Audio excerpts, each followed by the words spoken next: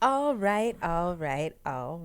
Welcome back, friends, to another episode 122. Damn, we've been rocking. We're rocking and rolling in this bitch, and I absolutely love it. Y'all know I go by the name Ashley J, and I ask one thing only, friends, that you put some respect on my motherfucking name, dog. Put some respect on it. Just like that, and I am here with my A1, my day one, my bestie, Flex Luther. Big Flex signing into the motherfucking building. Y'all know what it is. Come through pod, another Thursday with the gang. That's right. And we gonna get it rocking today. We have a very special guest. What's up, Sincere Show? Man, what's up, man? You Flex Luther, I guess I'm super show. Okay. You know what I mean? Super show, that's right. There you Yeah. go. We're gonna put it on him today. So let's go ahead and get into it. Play That's the theme right. song.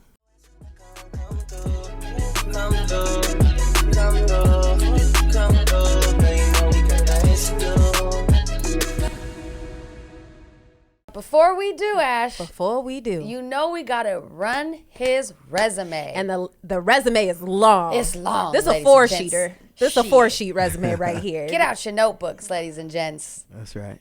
Sincere is an entrepreneur, to say the least. He has a long list of background activities, but I'll go ahead and let you introduce yourself. Sin, first start off with your handles, and then let everybody know why you here with us. Oh, man, it's the Glorious King show, Sincere show.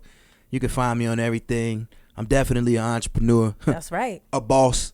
A post. Come on now. But I took my time, before I became a boss. You should do it too. Okay. Come on, motivational speaker. Okay, It's Jeff. giving motivational That's speaker. right. That's right. A rapper, singer, songwriter, producer, content curator, director. Actually writing movie scripts right now. Okay. That's dope. Throw parties, one of the biggest promoters in the world. That's Yes, right. sir. Super The duper. biggest. Super duper The promoter. biggest in Hollywood. You know what I mean? And I just been grinding, man, putting it together, You left one off the list. Yeah. Restaurateur. Business owner. Well, I'm an entrepreneur. Okay, You but know what I mean? But let's be specific about business owner. Yeah. Okay.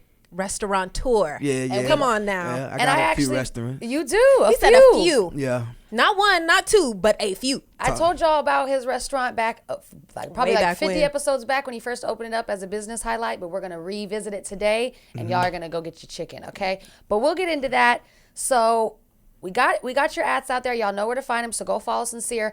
But before we get into the interview portion, we want to warm you up. And I know what you think of saying, I don't need no motherfucking warming up. I'm here. We know. We see you here. That's but right. we still going to take you through the ringer. Let's get it. Right, Ash? That's right. And the first one is this or that. Just real simple. Real simple. You I can love get it. with this, or you can get with that. Okay. You can get with this, or you can get with that. And copyright infringement. Hey, we listen. sang that ourselves. That was us. That's Brian McKnight Jr. right there, Okay. sir. That's Okay? right. That's right. Look. But in all seriousness, these are our high ideas, okay? So Really? these are these are literally things we come up with when we're high. Yep. And we think of like super interesting questions to ask. We're going to give you two options. Out of those two options, you can only choose one. Whichever you do not choose is gone forever. Okay, forever. Forever.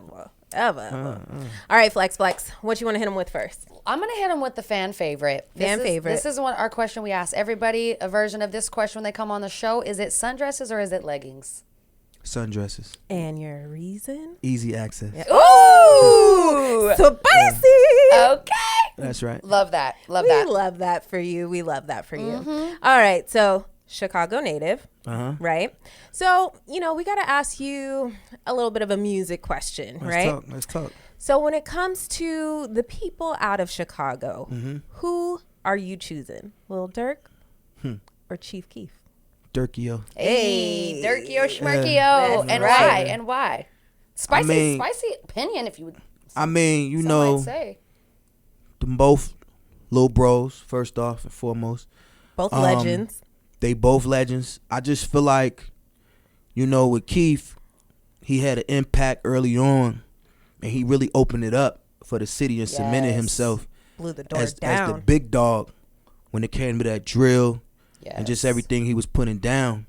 But when we get into just consistency, longevity, relentlessness, because a lot of the time people get caught up in what they did back in the day, this or that. Nigga, what you doing right now? Right doing now. You know what I'm saying? 2022, what you doing right Yeah, now? it's like you only as good as your last success. Always. The way this thing goes. So I think not to say that Keith not still putting in work, but Durkio, he's moving, and he's the biggest right now. Every other week, he's back #1. So we got to give him his flowers right now. Absolutely. We agree. He's definitely the hottest out. Him and Lil Baby kind of got this shit on lock right now. 100%. And all respect to him. I love what they're doing. Plus, he just gave me 20 tickets to his concert. Oh, well, so you know what I mean? So I had to, you know what I mean? Yeah. Thanks, Dirk. Little payola. You know, no kidding. Shout out to Dirk, yo. That's right. Okay. Well, I just thought of one right now since you brought that up. I know you're a big music guy. We met in that kind of element too. Is it for you drill music or trap music? Drill, rap, trap? Trap. Okay. Trap. Ooh. I mean. Why is that? Because the rise of the Glorious King show started in the trap era. Yes, you know what it I'm saying? did. Like Yes, when I it really is. took over the city, you know what I mean? SupperClub on Tuesdays, You baby. know what I mean? It was definitely trap music was the leading sound Absolutely. in urban America. And I think even today it's bigger than drill music. Wow. Just on a worldwide scale. You do. Yeah, 100%. Trap music, yeah. Because Is there's what they consider rap music these days. well, It's there's a lot mostly of trap. elements of trap and drill music too. That's Yes. fair. And if trap music is the precursor, then we gotta kind of like whatever's happening with drill, it's a subsidiary of. It's an of offspring. yeah. You understand what Yep. I'm saying? So Definitely. it's kind of like in the same space.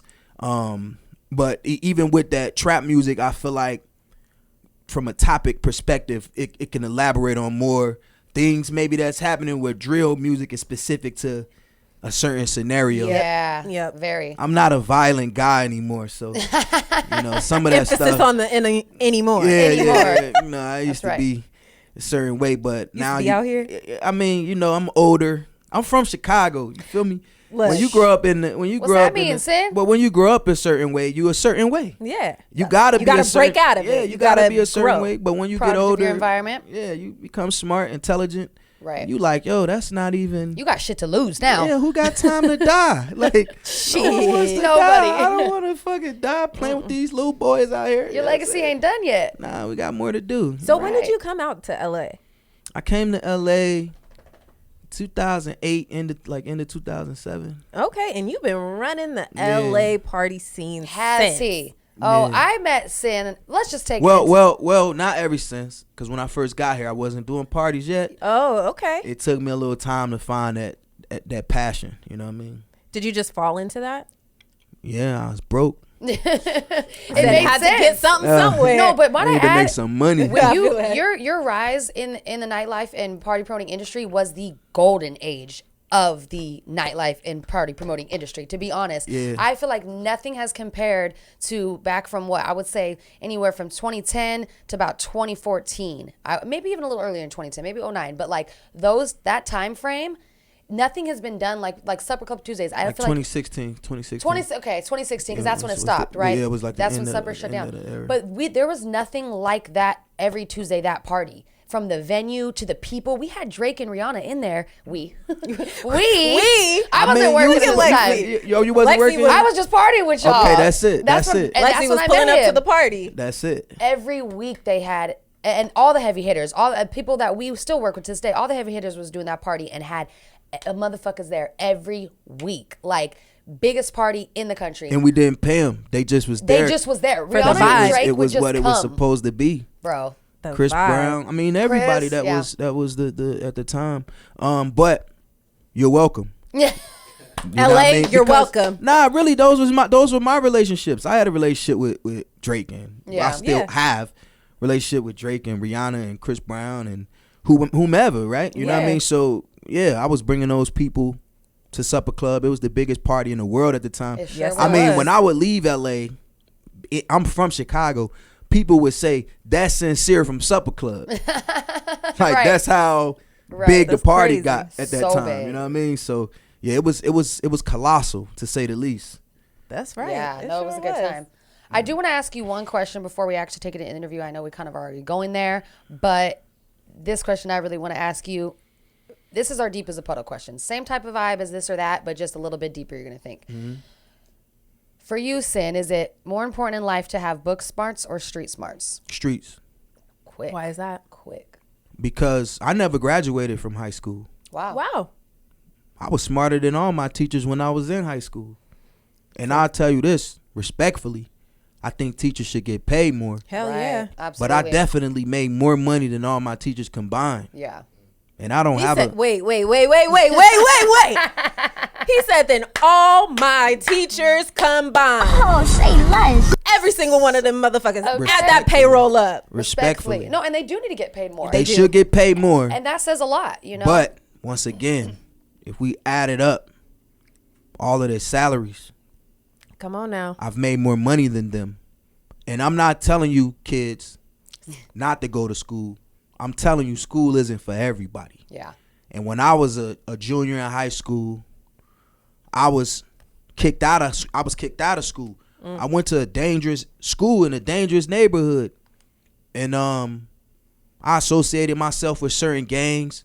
And the school that I ended up going to my gang wasn't there. Ooh, So, you know what I mean? I had to that's dangerous.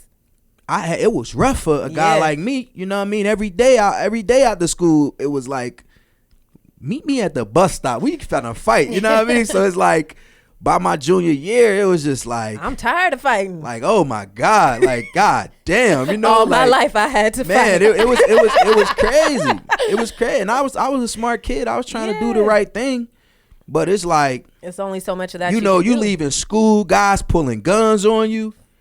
You can't be no chump. You got to show up the next day, do something to them, and That's a lot. it just became stressful. You know what I mean? Like, and I just, you know, wasn't the type of guy to play around with like that either. So, you know, people knew what type of jacket I had coming into that space and my family and what we did. So I was already had a target on my back, Yeah. just being associated. But you know what I'm saying? I didn't leave school willingly. They still had to kick me out of that thing.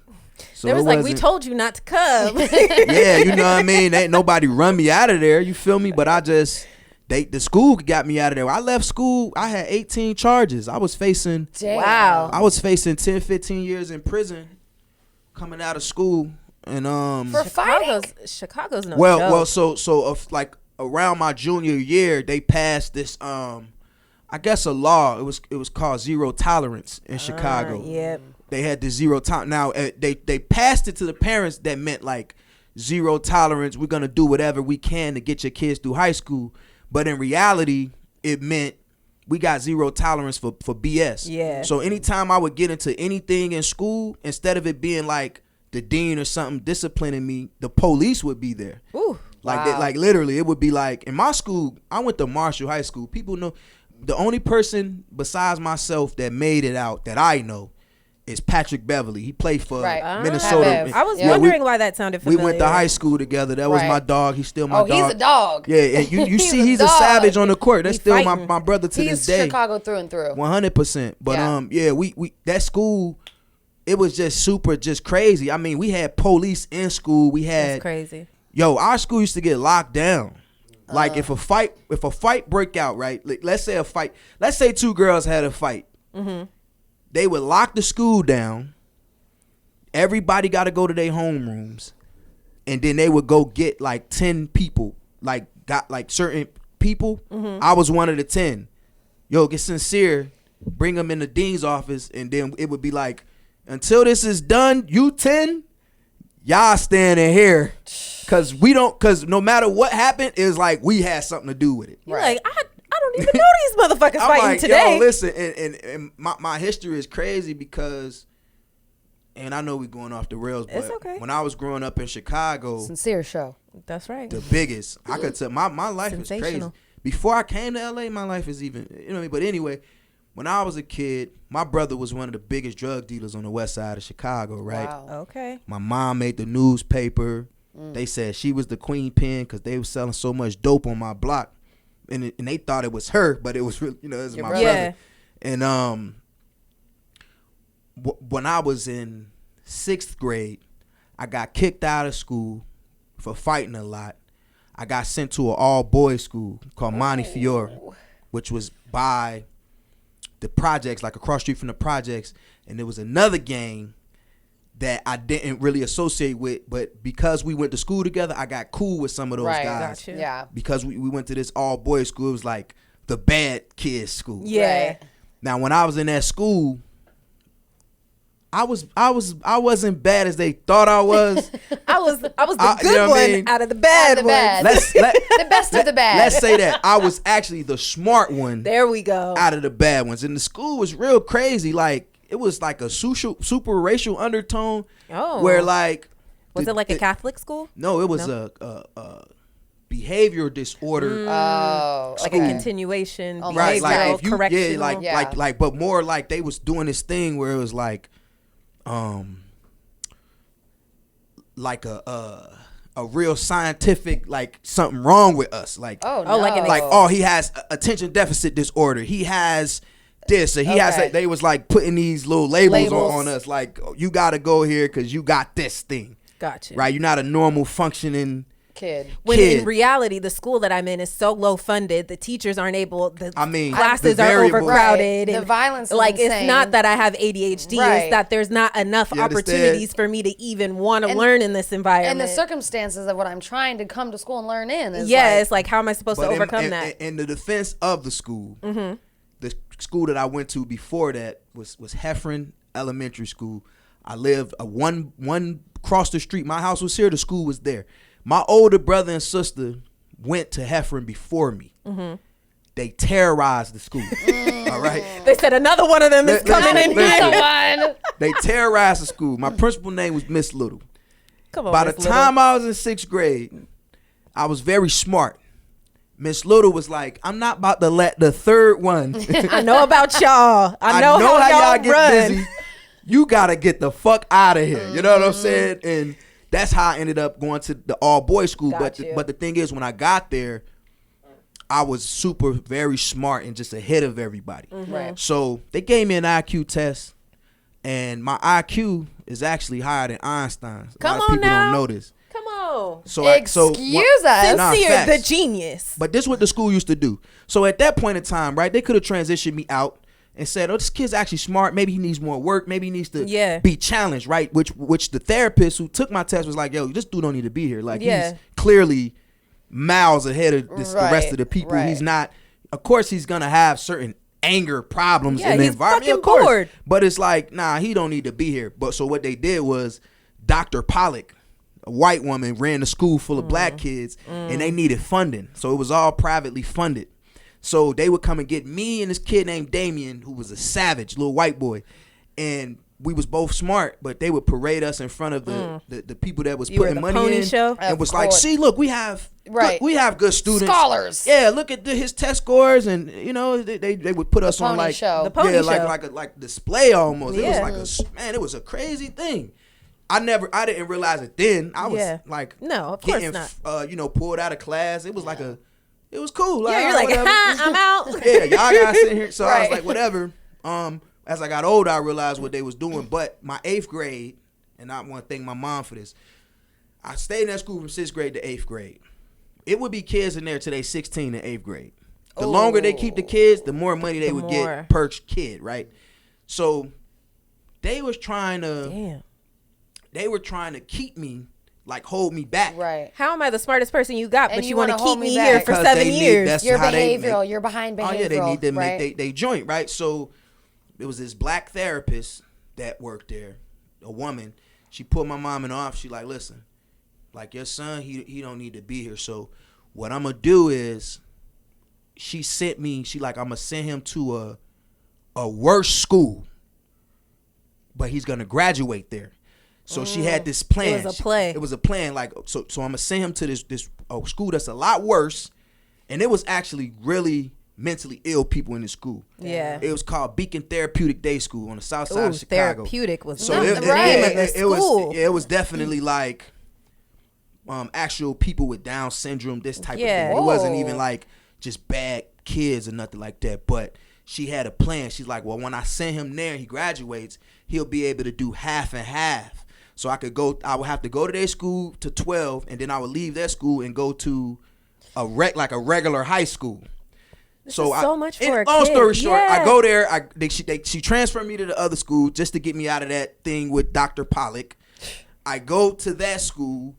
I'm acing all my tests. I'm doing half my day there, and then I'm doing half my day in the the regular school, which was Robeson High School on the South Side, which was another school full of gangs that I didn't associate with. Man. And I just got tired of school. I'm like, yo, I'm not fucking going to school no more. This is exhausting. So I dropped out of school my freshman year. Wow. Right? I drop out for like a year. Damn. And then my great aunt, who's rich. Come on. It's always a rich auntie. It's always a rich auntie. Always a rich auntie. It's always a rich aunt. Rich as fuck. She's like, yo, look. I was like the smartest kid in the family, right? So she like, look, I'm going to pay for him to go to private school. So now this is all crazy. They took my school records from the regular high school, basically wiped away my disciplinary. Yeah. Wow. All of the little therapeutic. They just took the transcripts from the regular high school and was like, and enrolled me in a summer program at a Catholic school called, I can't even fucking remember. I was there for the summer and I got kicked out of that school, ironically. What? But no way. listen. I was in summer school, killing all my tests, and I had my ears pierced, right? So over the weekend, I would come to school with my ears pierced, and the fucking principal would be like, write me up every time. It wasn't part of the Catholic dress code, Yeah, was it? like out of dress code. So I keep getting written up, and then I have to do like after school and shit. So one day I'm like after school in this like a math class or something. And they had the white teacher. He was the fucking gym teacher. And he goes up there and he does a problem on the board. And I was like a little smart ass kid. I'm like, well, actually, that's wrong. Actually, Mr. Teacher. Like, actually, that's not the correct answer to that equation. It was like some crazy shit. They couldn't stand Oh, yo, no. Listen, he was furious. Like, no, white man furious. Like it was like. Yeah. It was like I could feel the racism bubbling. Yeah. You know what I'm saying? It was coming from the gut. He's like, get the fuck out of my class. So wow. I get out. As I'm coming out the class, the fucking principal is right there. It was just and she served up. She like, you know, and it was Oprah Winfrey. It was her fucking school. And they like, you know what? She like, you know, you're a fucking problem. You're a fucking problem. You know what I'm saying? First of all, talking to children like that. And she was like, we gotta get this kid out of here. And we was paying $50,000 a year to go to school. They kicked me out. They kicked me out of school. Ooh, was Auntie pissed? Furious. I know she came up there. I was living with her too. I paid too much fucking money. Yeah, I was living with her too. And my aunt, man, my aunt used to be a Black Panther. Wow. Okay. We got some Black Panthers in the family over here too. Yeah. I went and clean. She made me clean her basement once, nigga. She got shit with Huey P. Newton. Come on now. Okay. Big guns down there. Honestly, though, I can see that. Like, shit like that goes generation to generation. Family, sure. And I can feel that same kind of, like, passion in you just from, like, I know you're talking about shit from back in the day in school and all this stuff, but I've watched your videos on Instagram. Like, you know, we do research here at Cup Group. And I was, like, watching, I was like, yo, he's really passionate. Very. And we were talking about politics in the beginning of this and off air, and I can sense that whole, like, yo, no, we need to really be about it. She had it. She was definitely like pro-black. That's dope. You know, she had misguided things to do about her. You know what I mean? Of like, course. you know, old black women. When you get rich, don't go marry no white woman. She used to say it to me every day. Well, she said, you're gonna be rich. Well, don't marry a white woman. Well, what a great segue. Sissy, what a great segue. What a great segue. Let's put a pin in it. Since you brought that up, let's just take it there then. Let's go. Mr. Sincere Show went viral again recently. Sure did. That's happened to you many times, but the most recent, you went viral on Hollywood Unlocked for a certain comment that you made via your Instagram story, correct? Yeah. Okay. So I'm going to go ahead and read. It's getting hot in here now. Right. Is the air on? No, we are not holding back whatsoever. Right. Yeah. So Sin wrote on his story, some white girls, Hispanics, and other be wanting black men for props on the IG. Most of y'all don't understand us, can't relate, and haven't done the work to deserve us, respectfully. Not all, but some. I be asking women who aren't black why they date black men, and they never have a real answer and only complain about how they are treated by us. Spicy and pricey. Yeah. Well, I know your comments were in shambles. Oh, I mean, you know, they always come for me, man. You're right. I think I'm on like my 19th cancel or something. Right, so literally. I don't be paying attention to that stuff. But yeah, nah. And let me say this too. Some black women too. Right. So I posted more after that of course the blogs don't post. Of course not. To just kind of let them know, like I was talking about a specific kind of woman, right? Like, and you know, there's a specific kind of woman, and they're looking for the magical black man. What's the magical black man? Magical black man. Yeah, for the listeners. The magical. Right? He's super rich. Come on now.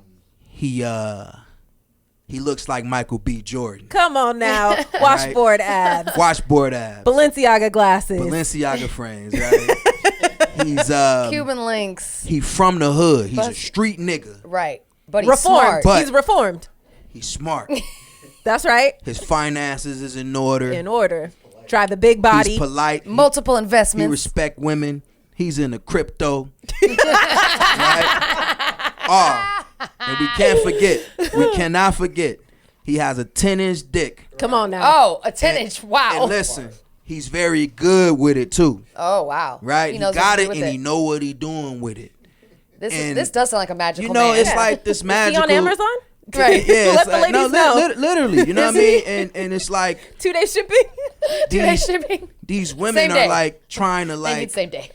Put this thing together with black men, like they have this life with this person who don't really exist, you know what I'm saying? And they really just targeting, you know, young successful black men. Even if it's weird too, because it's like the athlete or the entertainer thing is like just the street guy with money who don't got a job.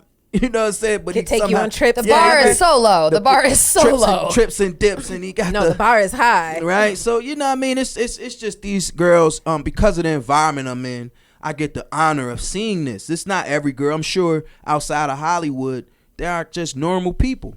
But when I'm speaking from my point of view, my perspective, your perspective, what I'm dealing with on a day-to-day. I'm not talking about Samantha in the middle of America that live in Oklahoma that's attracted to black men because she like rap music. I'm not talking specifically about her, but that's a whole nother thing. That's a whole nother thing. Now, Sarah from Middle America, that's a whole nother story. Like that video of that girl rapping Little Baby that went viral that everybody went nuts for. That little white sorority girl from probably Middle America. Did you see the rest of it? And then they found the tweets of her talking about nigga this, nigga that. Sure did. Yeah. Sure did. It's of course. A real thing. But that is a whole nother story. Let's bring it back real quick. I have a question for you. You made those comments, obviously, and then now here on air, you said, you know, and some black women too. Yeah. What does a woman who does not go after that look like to you? What does she look like? And not literally look like, but what is it? Paint that picture for me. What are the characteristics of a woman who does? So what is a white or Hispanic woman, or because you said some black or a black woman that is dating a black man that is not doing it for? Well, they just not into. They not even into that stuff. Yeah. What are they into? Where are we finding these women? I mean, they got their own money first and foremost. Oh.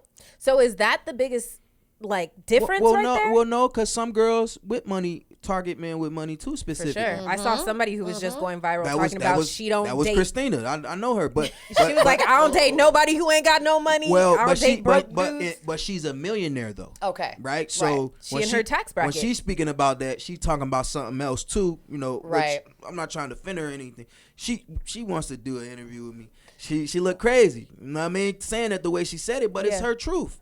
I think everybody should live their truth. Well, I feel that because as a woman, and I don't know this woman, but probably an alpha female, if you're a millionaire and you want to date a man, and you know, we all know a lot of a man's security level comes from his pockets and what he has behind that. Yeah. So I'm not going to go and date a man that makes half of what I make and expect him to feel secure. I mean, I have a question though. Okay. This is the question I want to ask to you. To you. Right? The question is this. If I'm spending all my money on you, what are you doing with your money?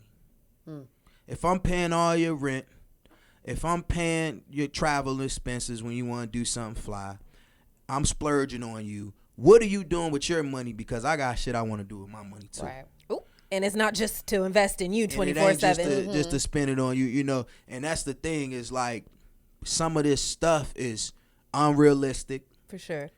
And a lot of it too is a highlight reel. When we see talk about it. Well, yeah, when we see, for lack of a better example, Go ahead. Moneybagg Yo and Ari, for example. I know it. Go ahead. Go ahead. Let's speak about it, Yeah. because this is a real thing. Lil Durk and whichever Durk and India. India. Baby and Jada. Baby and Jada. We have a few more. Go ahead. When we see the highlight reel of their relationship, when something spectacular is happening, we just put it all together. Like, see, look, that's what a real man should do. Put his girl on a jet, splurge on this and that. But the thing that you gotta miss is, like, your dude's working at Best Buy. Well, not even that. Like, how is he gonna do that? But Lil Baby's on tour, right, half the year. Right. Moneybagg Yo's on tour half the year. Moneybagg Yo's in the studio the other half of the year. Moneybagg Yo is doing endorsement deals. So the little time he do have with he's in the studio with John Morant. What do you mean? Right? We're winning the playoffs. They in the playoffs, right? Right. So it's like he got the little time he do have with her. I can imagine he would want to do nice things, right? Of course. But a guy who's just hanging out. And he see your ass every motherfucking Not just day. hanging out. You know what I'm saying? He got to come home and see you all the fucking time. I don't want to spoil your ass. I see you too much. I mean, come on yeah, now. We're going to have our, stop it. We gonna have Stop our moments, but come on, shorty. Like, every day? And you think I'm going to buy you a Birkin every week? Another thing is that the love language is never reciprocated. Right? So I was going to ask you that. We see Ari, she buying niggas land and coming through with whips. Right. Where's my fucking land? Where's my plot of land for all the Chanel bags? You know what I'm saying? Can I get a plot of land? Okay. So ladies, you hear it right? You hear it here first. If you trying to slide, you better come with some land for Sincere. Yeah, period. I need 40 acres and a mule out this motherfucker. Since you so want to be 40 acres. Since you so want to be Ari and Moneybagg Yo. Give me my fucking land. Stay in your lane. Stay in your lane. Real shit. You can make your partner happy by staying in your lane. Because Ari's a boss. Let's be clear. Yeah. Her, Jada, them girls make a lot of money. Yes, man. Off of their past relationships, but that's however it come. Hey, Lexi. Because everybody ain't. It's a lot of girls. I'm not hating. Maximize on that thing. Hey, Flex. Let me tell you this though. Make your money. It's a lot of girls dated guys didn't get a nickel. You damn right. So right. For those of you dated who, ballers and didn't get a nickel. For those of you who maximize, just got the flight. You just and got back home. Got dropped off in North Hollywood. You maximize your potential, and you went ahead That's and translated some guy you dated into $1 million enterprise. You can't be mad at it. Hey, man. You can't be mad at it. I can't wait to meet me one of them. So, question, is that a self-made? The former ex of such and such. I got my eyes on you. Wait, Sid, so I got a question. Come on, baby. Is that a self-made woman then? For sure. Oh, okay. You still got to be able to finesse it into something, everything right? Take work, man. Like none of this is just come to you, man. No matter what it is. It's that part. You got to get up and figure it out. Yeah. You know what I mean? Like if some girl is popularized because she dated some guy, but she don't take the initiative, she goes away. Right. When he gets with the next girl. Right. That's very true. So it doesn't matter. You know what I'm saying? Like even if part of the plan is I'm Ari, I'm the baby mother of Herbo, and her plan is I need to get another rapper. At least she got a plan. You know what I'm saying? And shit. It's a lot of these women's plan to get a rapper, and it's on their mood board and their manifestations and all that shit, and it's just not happening. They're getting a SoundCloud rapper, and sometimes you might boss a nigga, not the Billboard rapper. You know, you might take a chance, roll the dice, cause look at what's the kid Gucci Mane and his girl. When Gucci Mane went to jail, Keisha when Gucci Mane went to jail, Gucci Mane was 300 pounds. Yes. Gucci Mane was out here. He was a nut. Yeah. You know what I'm saying? Yeah. Respectfully. He was going crazy on everybody. He was still Trap King, but he didn't have no like. It was not organized. He wasn't organized. This man is efficient now. But he came home to his woman who held him down, and she done right by that man. You feel me? So she deserves. And look what he's doing now, growing his label, putting artists under him. He's learning. It's bigger, and she had to have the foresight to see Killing that. Jeezy in the verses. Oh. All right, now we didn't have this discussion, and she just. No, he didn't kill him, but he did. But he did punk him.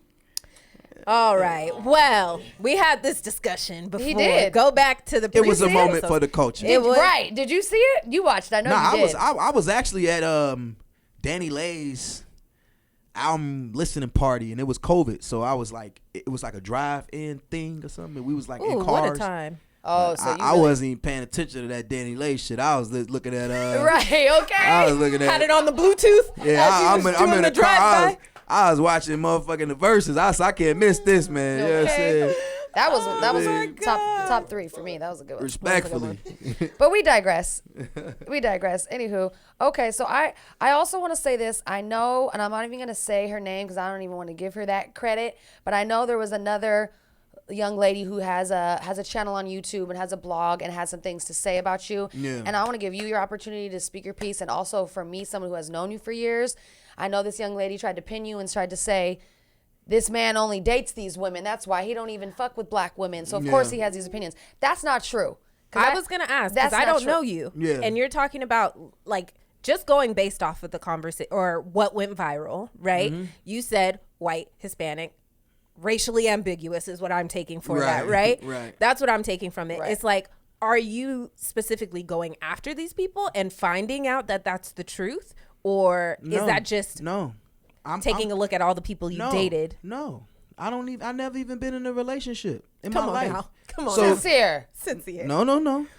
A real one, you mean? Like a real one? I've never been like, this is my girlfriend. I've never been in a serious relationship in that way where I've paraded somebody around to that effect. Right. That's the first thing. So we got to make that clear. Okay. They haven't even graduated to girlfriend. Yeah, I ain't even got nobody like that in my life. The second thing is this. I'm just making an observation. Just because somebody points something out, that don't mean that it is their personal experience. I'm not having this problem with women. Yo, women like me, all kinds. All kinds of colors. Respectfully, if anything, I've been the proprietor of the future culture. You know what I'm saying? I've been sincere. Okay. You know what I'm saying? Like, I'm just keeping it a buck. Like, you out here doing wrong? Not even like a cheater or anything of that nature, because once again, I'm just the realest nigga that I know. You know what I'm saying? I'm coming to the table like, look, shorty, I'm not on none of that. We're going to have a great time. I'm actually. And that's all. Yo, listen, ladies, I am the fun guy, okay? You mad at your man, you're going to come have fun with me. Come on, you want to hit one of these islands and go, you're going to come with me. Come on now. Like, that ain't been my MO. My whole time I was in my 20s making money, that was not what I was about. So I didn't have this issue about any specific woman, black, white, Asian, nothing. I never had this issue. I just sit back because of the people I'm around. Mm-hmm. I observe these things and I might speak on something that's not my necessary, like I'm going through it. I'm not at home like, not the Maria's not answering my calls. Like, like, oh, I need to say something about this. Like, Kathy's doing me wrong. Like, oh no, like Karen is not. She's like Karen. Not a Karen. Not Maria and Karen. Like, leave the Karens alone. Like, nah, no fucking way. You know what I mean? Right. But it's cool though. Like, I'm all right with people could paint whatever picture they want. At the end of the day, I walk in my shoes. People say a lot of stuff about me online. Then they meet me, they like, I like Sincere. Yeah. Like, he's dope. He's actually really nice. Nah, like, you can't deny this shit, bro. Like, you know, it'd be a lot of like fake shit going on the internet. Like, you don't really know. It's a highlight reel. Yeah, you don't really know who people are. Right. You know what I'm saying? Then people come around me like, I really have a Rolls Royce. I really live in the mansion. He got that big body. He pulled up. I really get to the chicken. I really do what I want when I want. I'm really a boss. And people like, nah, I like him. Like, he not scared to say what he feel. Yes. I don't look at certain things and be like, oh, I'm not gonna say that because the public perception. Like, I feel like that's censorship. That's why Elon Musk bought Twitter. Right. Like, free speech. We gotta be able to speak. You know what I mean? And I'm not always right. I'm not saying that my opinions and views should be for everybody. I just speak what my truth is, what I'm dealing with or see, or my little surroundings, and I just go off that. I'm not sitting around like judging somebody if they decide they want to be whatever, you know what I'm saying? Mm-hmm. Christian or in a relationship, Right. wait till they married. I don't. That's your thing. That's you. You know I what can I'm only saying? do me. I just do the glorious one. You Come know what on I'm saying? now. That's it. So you That's know right. that young woman, with respect to her, I reached out to her on the DM and I tried to explain to her like, hey, I think you got me pegged the wrong way. She's like, no, I know exactly who you are. Right. And That's my favorite. It's like, you know, how? How? I've never met you. That's You don't like, even know my real name, ma'am. yeah, like do you know, or you just and that there's a thing too that goes on in the black community that I gotta speak about. Like I told her, I'm like, yo, listen, spicy. if cause she told me I was pandering to black women with that. Like you only posted that because you try and get black women on your side. For what? Like I'm not going to with them to do what with them? Like because we going to war. Right. Like I'm it's a race war out like, here. I'm trying to galvanize black women. She say because I see now that those others are doing this, and now you want black women to come to you. Like, baby, you want to go through these DMs? I'll show you where the black women full been. of beautiful black women who like sincere. Please take me to wherever you want to go, brother. You know what I mean? And Brother. And I'm like, yo, listen, with an A, brother. I'm not trying to like gaslight nobody. You know what I'm saying? And it's an observation, like you said. Yeah, like I'm just, you know. So I was explaining to her that aspect of it. Like, yo, that's not really.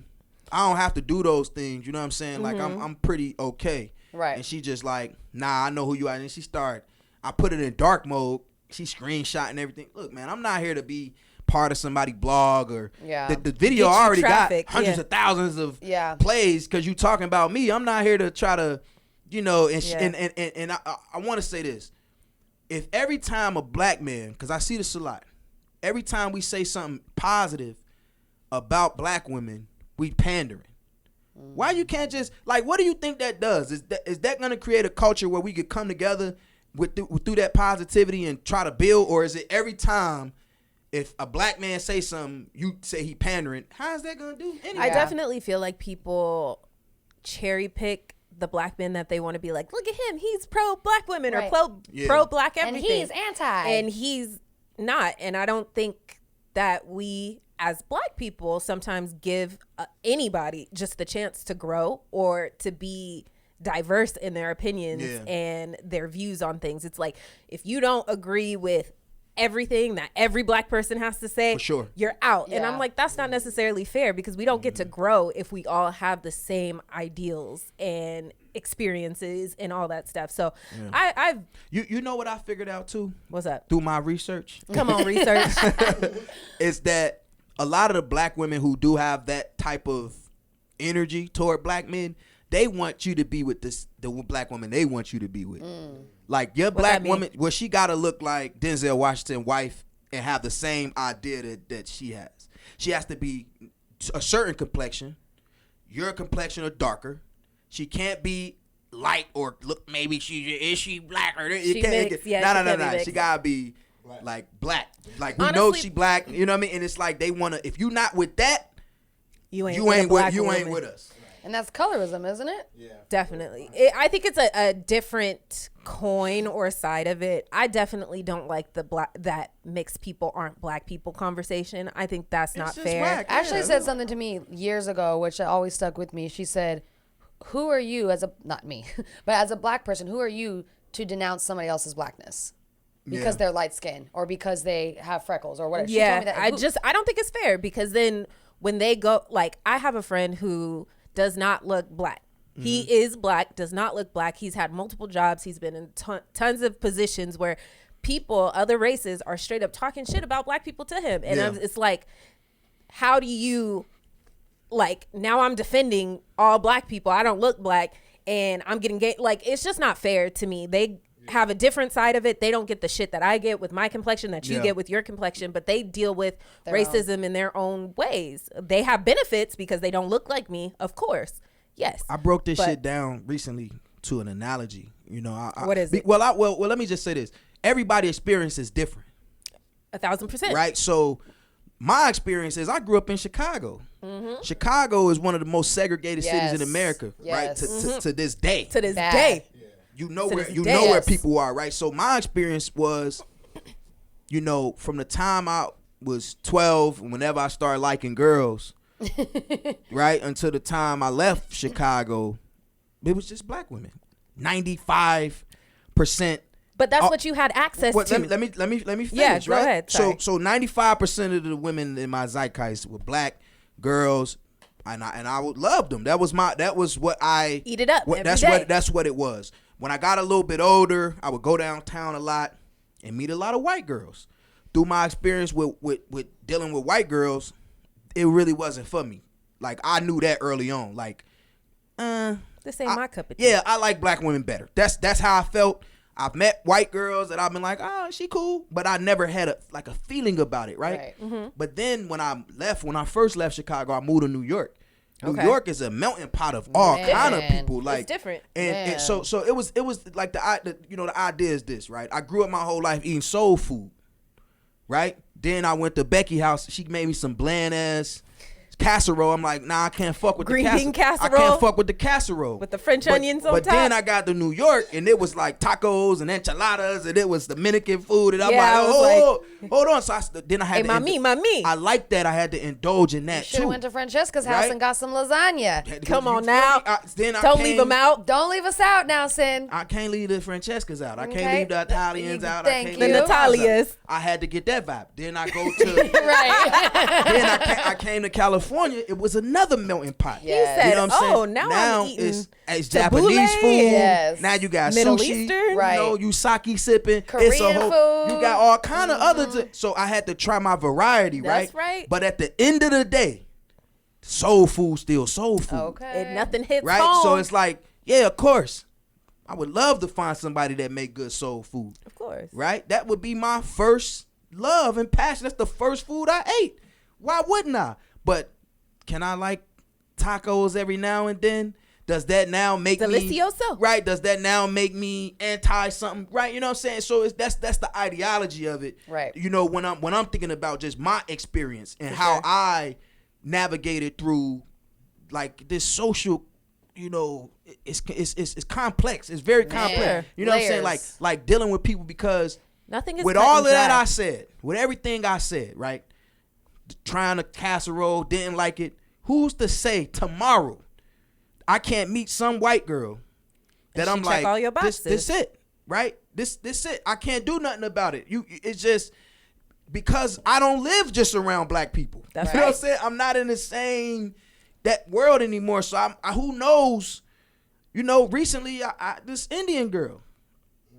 You know who you are. Come on, Ray. Wait, first of all, Ray with the You heard it with the Hey, oh, Poppy, what you talking about? bro, Indian food though? I didn't sleep on Indian I never food. had. She Indian asked me. She food? said you never Samosas? had. She said you never had Indian food. I said I never had Indian food. Non-bread?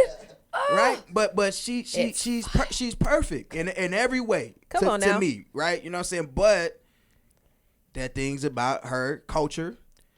When we get to talking, like I can't, you know what I'm saying? Your dad racist. I can't really. And that's what I was Well, I mean, that's kind of a non-negotiable, right? Like, yeah, it's like, but she not, and she right. So, but it become a thing where it's like, do I want to battle this? Do I even holiday? want to play these games with these people? Because No, I'm such the black man. They gonna be like, nigga. They gonna be like, he's one of them because he's one of them. They gonna say he's one of them for sure. Ooh, one of them. Right? Is he a Black Panther? Right? I'm gonna be in that motherfucker talking about she the oppressors. They came in there.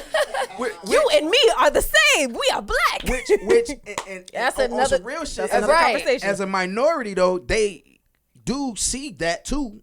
Right, with the white power structure, but they could blend in. You know what I'm saying? Anybody, they could blend in with the shit. You know, they can blend in their I'm not blackness. Right. I always ask people if it's a race war, what side you gonna be on? You know what I'm saying? Like there is a line in the sand. Right. Which side you standing on? What side? Because people, you know, we get these people like I ain't pro. Okay, so if right now the white people say, you know what I'm saying, we're going to war with the blacks. What you gonna do? What you gonna? Because it's 13% of us and it's 66%. We gonna need some numbers. So the draft is coming. We need some numbers. The draft is coming. Motherfucker could be like, well, I ain't really thought that far into it. Yeah, I know you're. I don't see color. That's my least favorite statement in the world. I hate that. I don't see color. That's the worst Ned statement. Flanders out here. Jimmy Willikers, they like literally. Doodly doo. Hey, PSA for all white people. Do not say, I don't see color. That's not what a black person or any person of color wants to hear. Do not say that because that is a lie. That's a lie. That's a bold-faced lie. I know you black. I know you white. I know you Mexican. I know you. Like, I see it. Right. I might have to ask, but I can see you're something. Right. I hate that. No.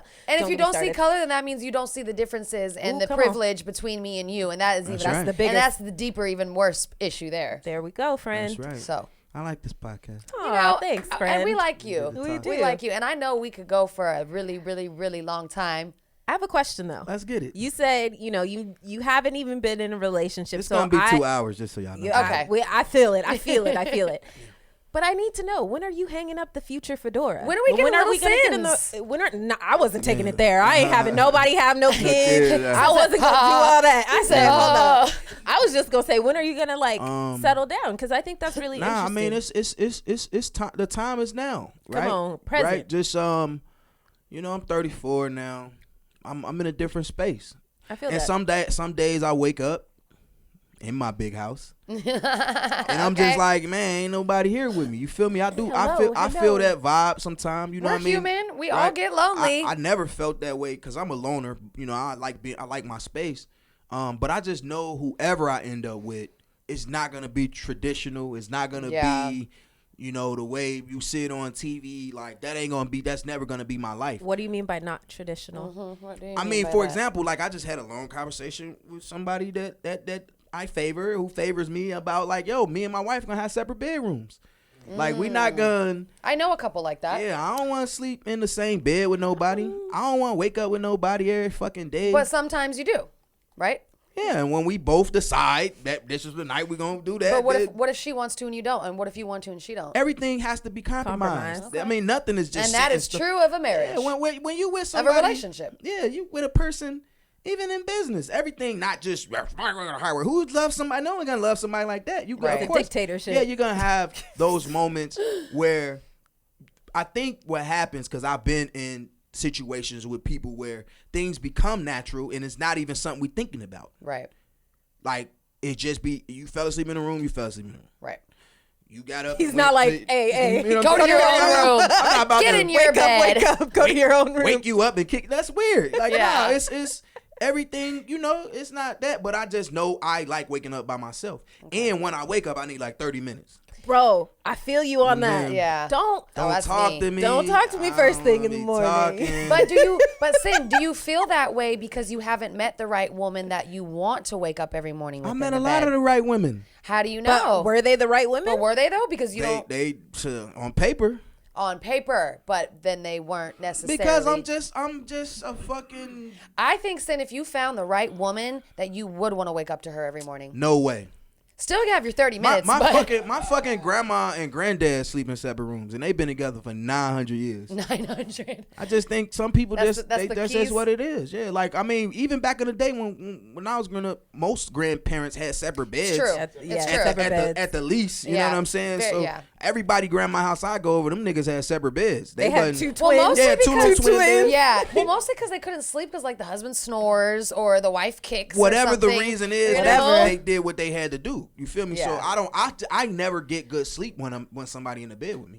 Interesting. I saw a story. It was a husband and wife. They were in New York, and I guess like during lockdown, pandemic, all that situation, they decided to actually live separately. Oh, completely separately. They're married still. Everything is still good, but they live in two separate households. Everybody who live together divorced now. Right. No, people weren't making it out of lockdown, bro. Hell no. Be with you all fucking day. All day. You never know. It's hard. Nigga might just want to beat his dick. You know what I'm saying? And he gotta you sitting around all day staring at me. Yeah, like yo, I just wanted my own little. Isn't she there for? Isn't that what she's for, Sin? Yeah, but sometimes it's okay. Do you masturbate? Yes. It's different from when you do it and somebody else do it. Yes. So yeah, you're just trying to get a job done. Yeah, and two, it's you don't want. I'm not trying to satisfy you. I just want to satisfy myself. There you go. That's what you need to say. I got pent up energy. I need it out. That's true because you get into it and then you don't give her what she needs and now she's mad. Yeah, now she like.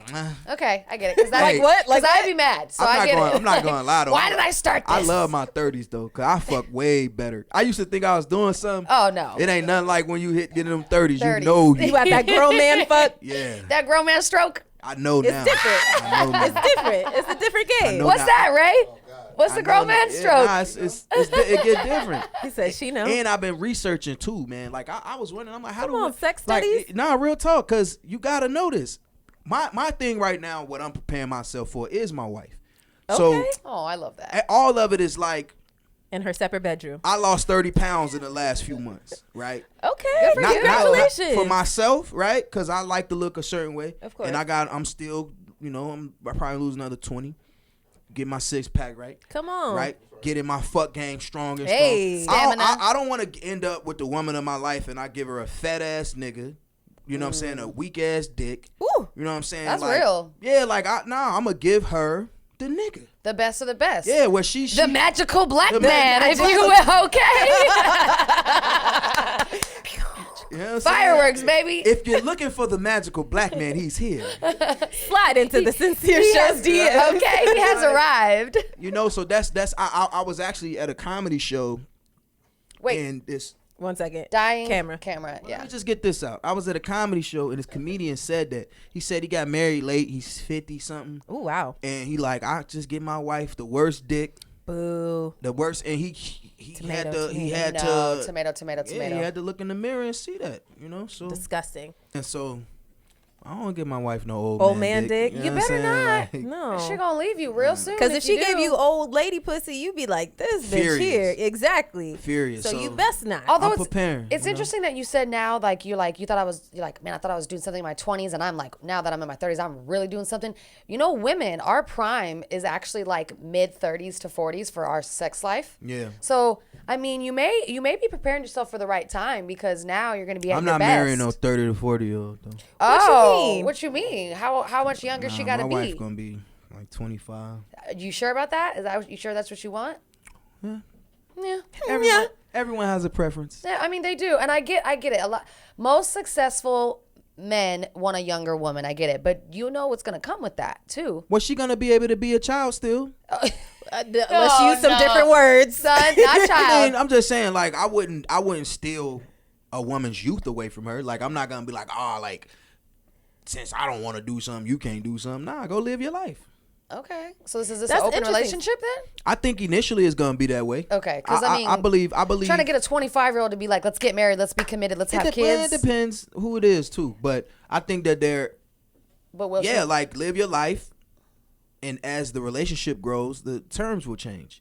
Like a marriage, we're gonna have a contract. You know what I'm saying? Like, and we're gonna state everything, and every year we're gonna review this motherfucker. Wow. You know what I'm saying? Come on, every year this is a business relationship. Because it is. Like, people be trying to like make this thing overly like all of this like love and it's not.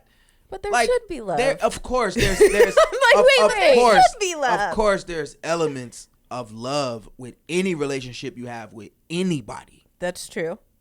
I agree. Period. Right. Like, you're gonna have those elements, and if you're having sex with someone, waking up next to them every day, of course you're gonna have feelings for a person. Of course.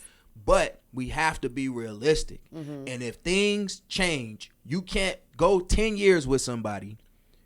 You been with them 12 years, and you 10 years there talking about, I thought I was gonna marry a millionaire, and you work at FedEx.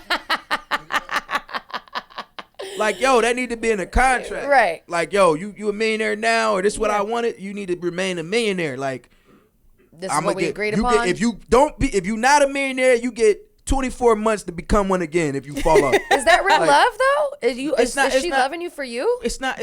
We can still love each other and be cool after that, but maybe you're not the person I'm in a relationship with anymore. Wow. Because my life is designed a certain way. I mean, everyone's entitled to their own preference, right? Everyone's entitled to their own standards, whatever that is, whatever they see fit to make them happy in a relationship. But if you put all your eggs in one basket on, well, only way I'm going to be in love and happy is if you're a millionaire. But it's not just that. It's a list of things. That's why it's a contract. It ain't just that. It's other shit too that come with that. So what is unconditional love to you?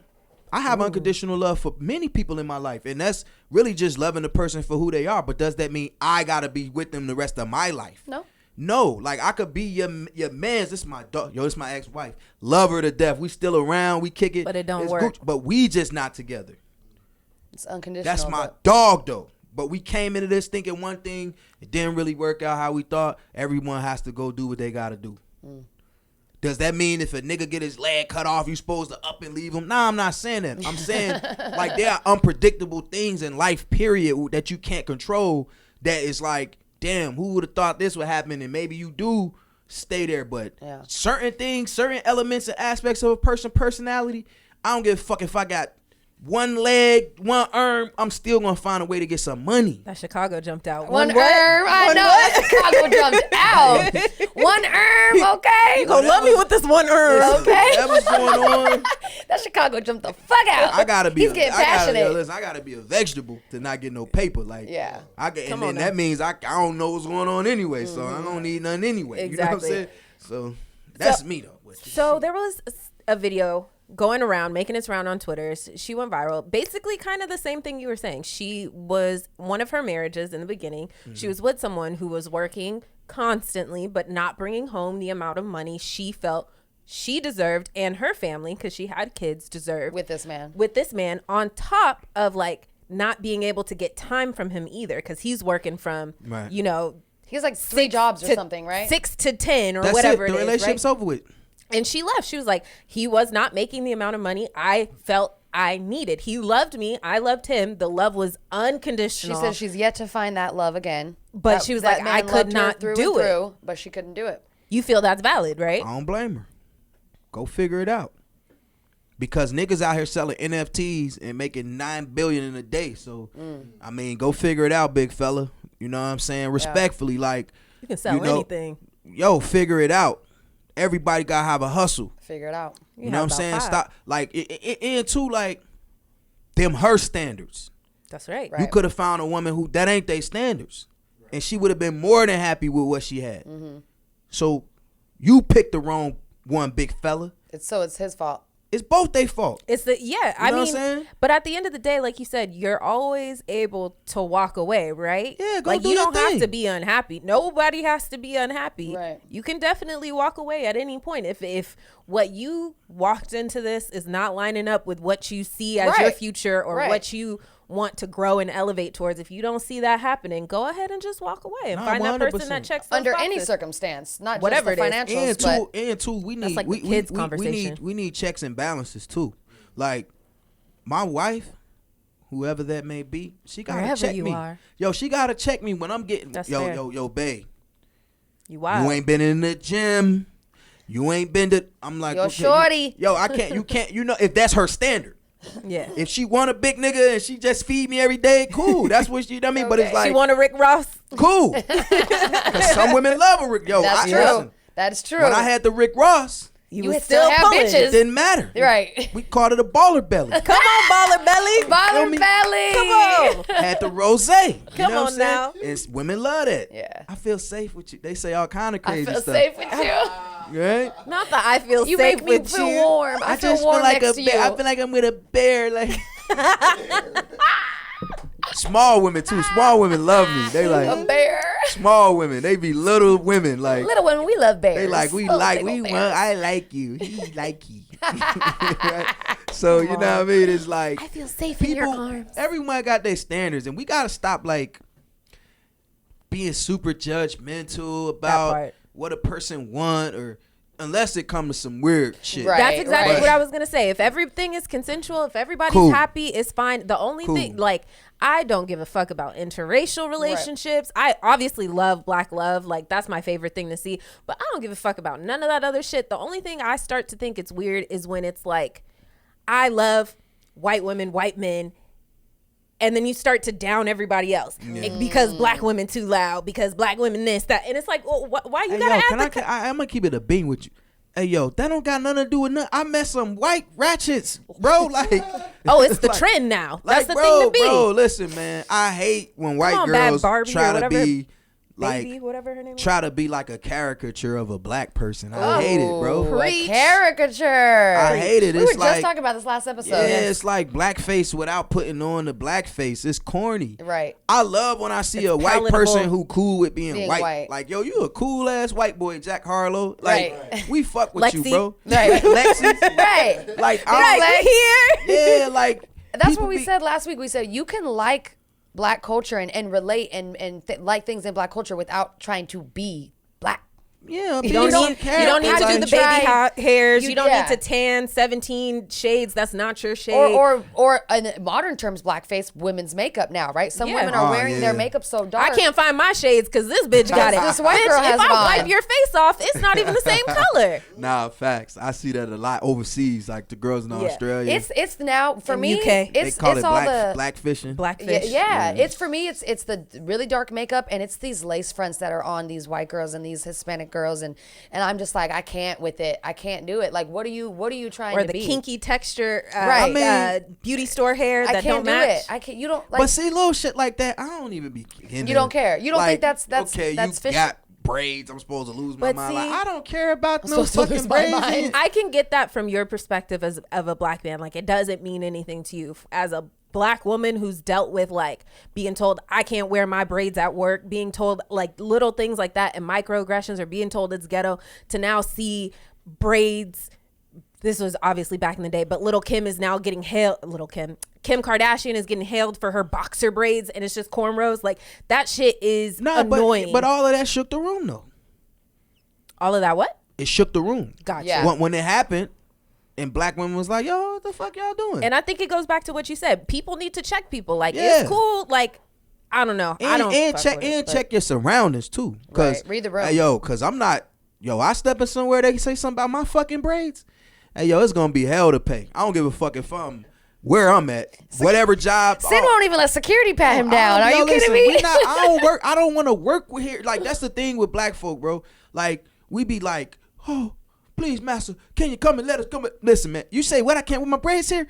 Oh, I'm out. But I'm gonna give you shit about before I get out of here. Yo, let me get the fuck up out of here. You think I'm finna play around with you? I'm gonna cuss everybody out. Yo, I'm getting the fuck up out of here. And I know we went through the time we went through to have to do certain things. Yeah. But that time, man, that shit is over with. We say that all the time, too. Yo, listen, man, I'm on your ass, boy. Okay. We're a different generation. We don't have to do what our parents did of assimilate not doing none of that. And need a job because we have all these kids and this is the only thing we can get. Right. We're definitely at a different place where we can put you in your fucking place. I'm walking in the room every time as myself. That's right. I'm not code switching. No. None of this is happening. Mm-hmm. What's happening?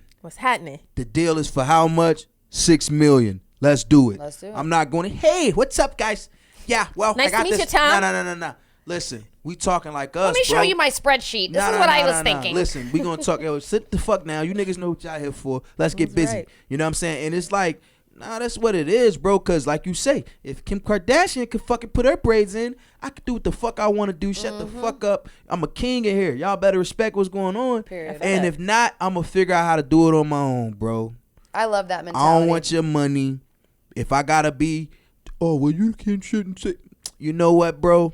Take your bread, bro. I ain't going to be nobody but myself at all times. Yeah, bro. So and if you already wrote the check, take it like Tyson took the title, boy. Because you ain't getting shit back.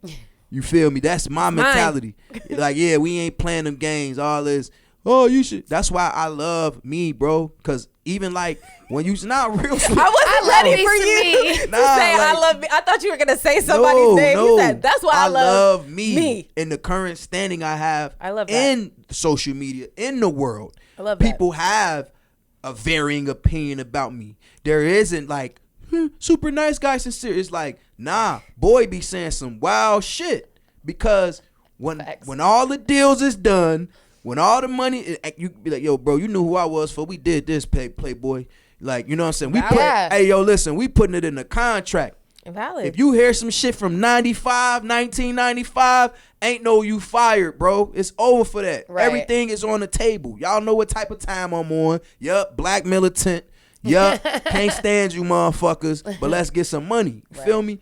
So it's like we not playing these games, bro. Niggas like 50, he get online, do say whatever he want, he still get money, bro. Period. We gotta stop letting these people fake cancel us. Y'all want to cancel everybody every 10 seconds.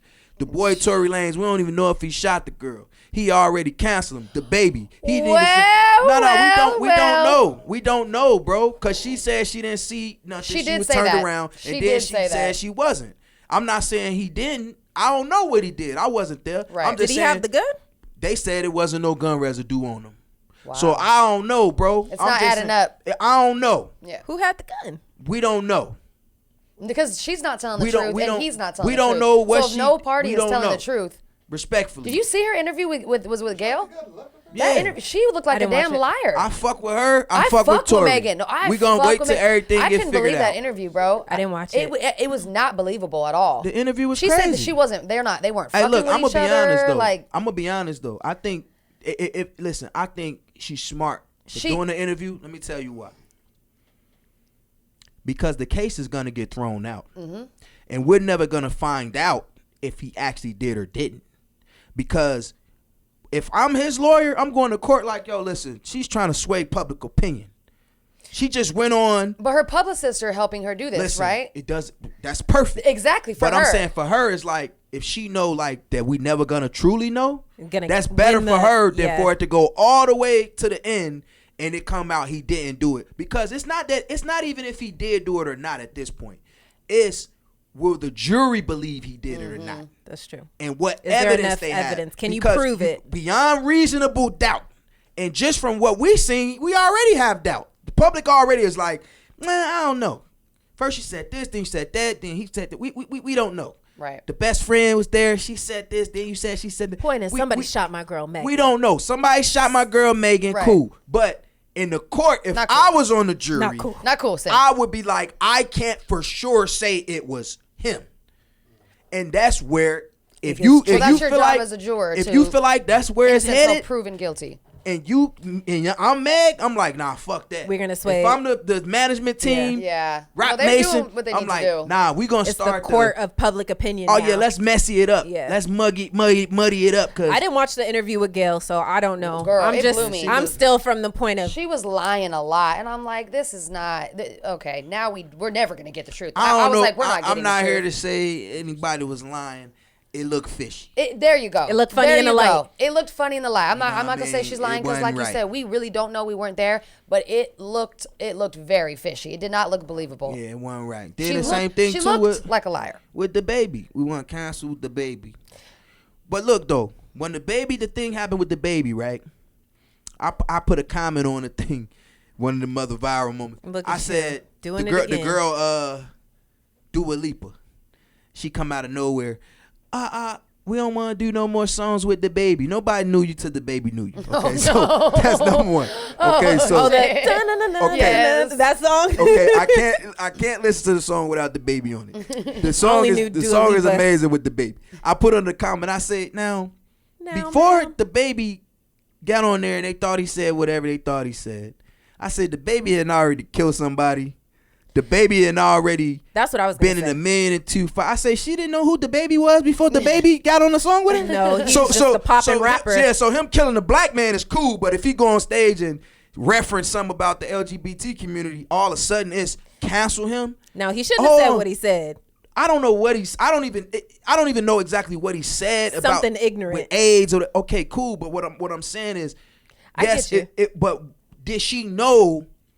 You knew who you were working with. Who the baby was. Right.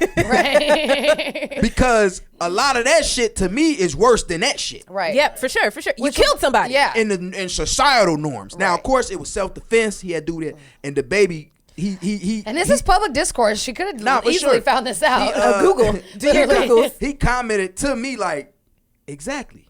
Like he even knew what I was saying. He said, Sincere's on my side. Was what I was saying. And it's show. Like, we get to playing these games because of the public, how they want to for sure form things. The baby got a lot of shit on another guy, the other guy. Who?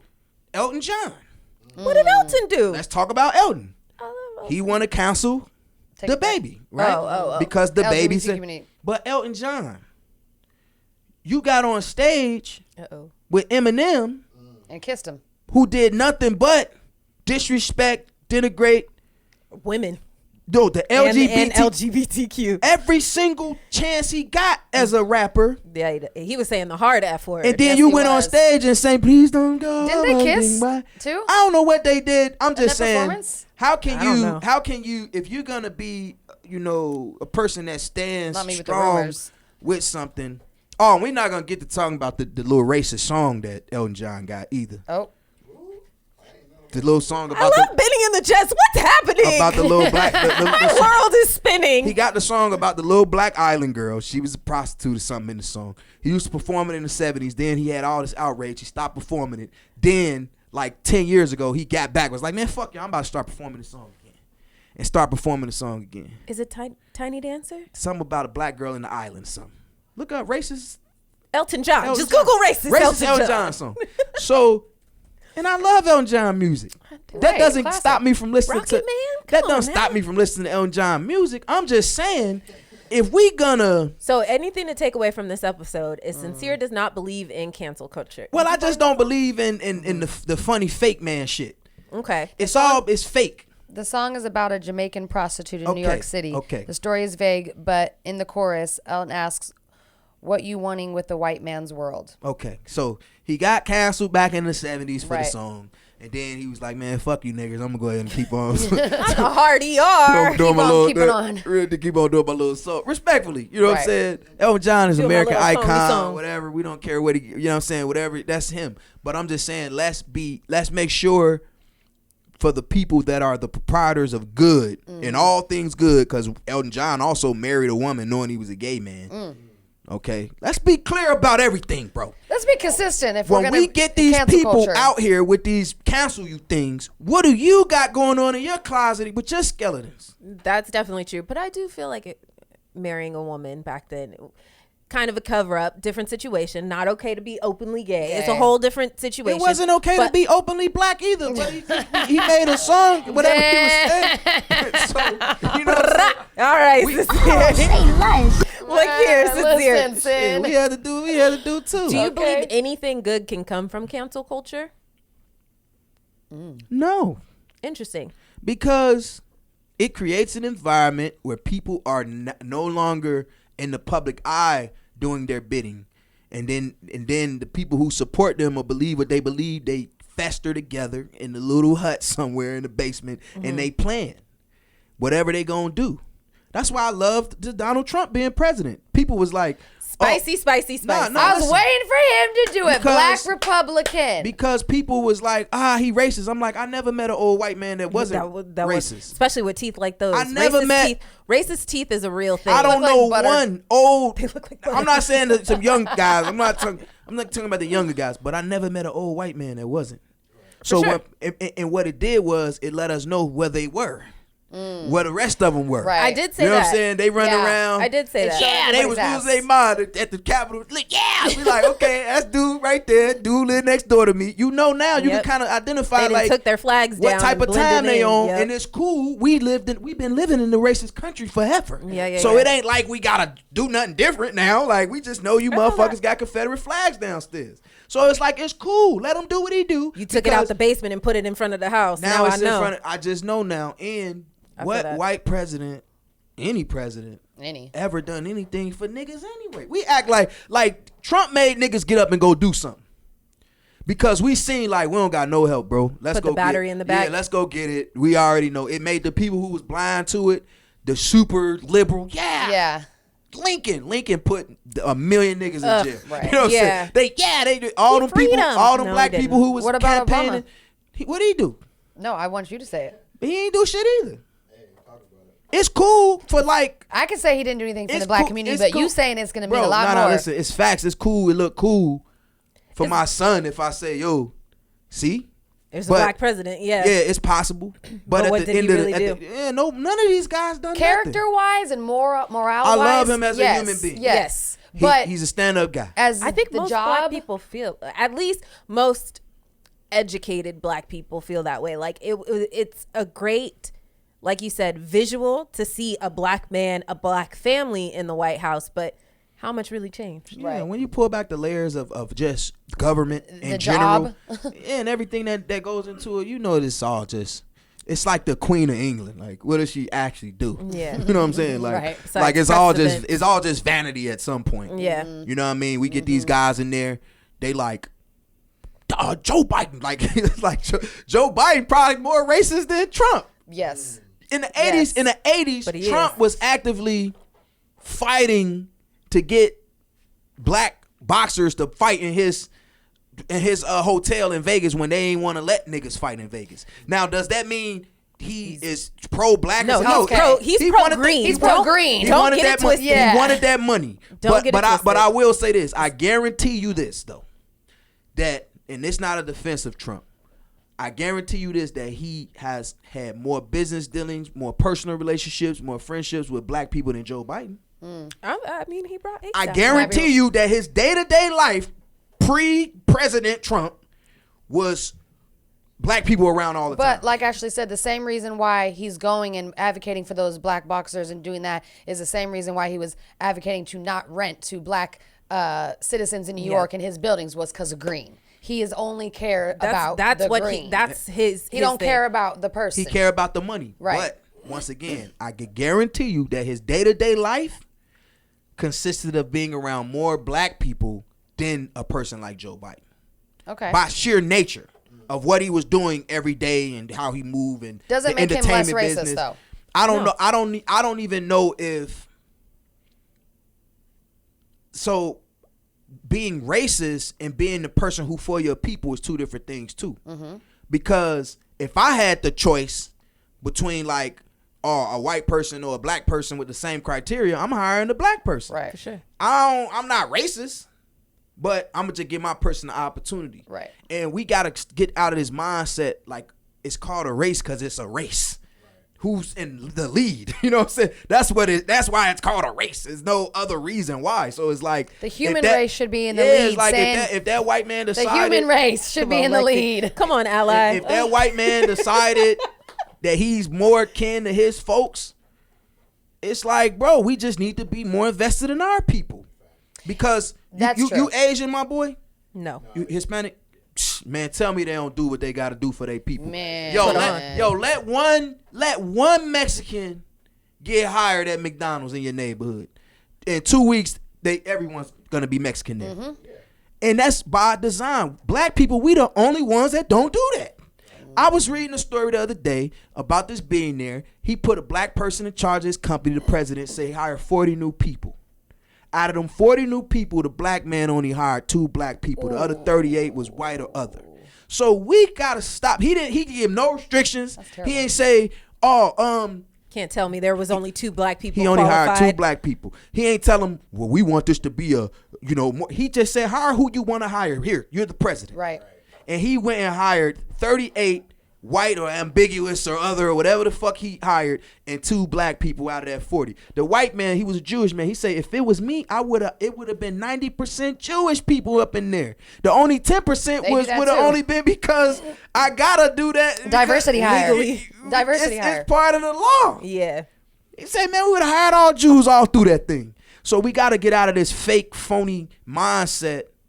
That it's definitely true, because I saw there was a recruiter. She was talking about how, like, if she could tell that somebody was black from the resume, meaning like they had a very black name, they had like whatever, they went to an all black kind of school or kind of BSU on their resume HBCU? or anything like that. She said she wouldn't hire him. And I'm just like, you're first of all on Twitter bragging about that. Like, that's some shit to brag about. This and is like, a black person? This was a black woman. Wow. Yes. And I was just like, this is fucking crazy. And listen, man.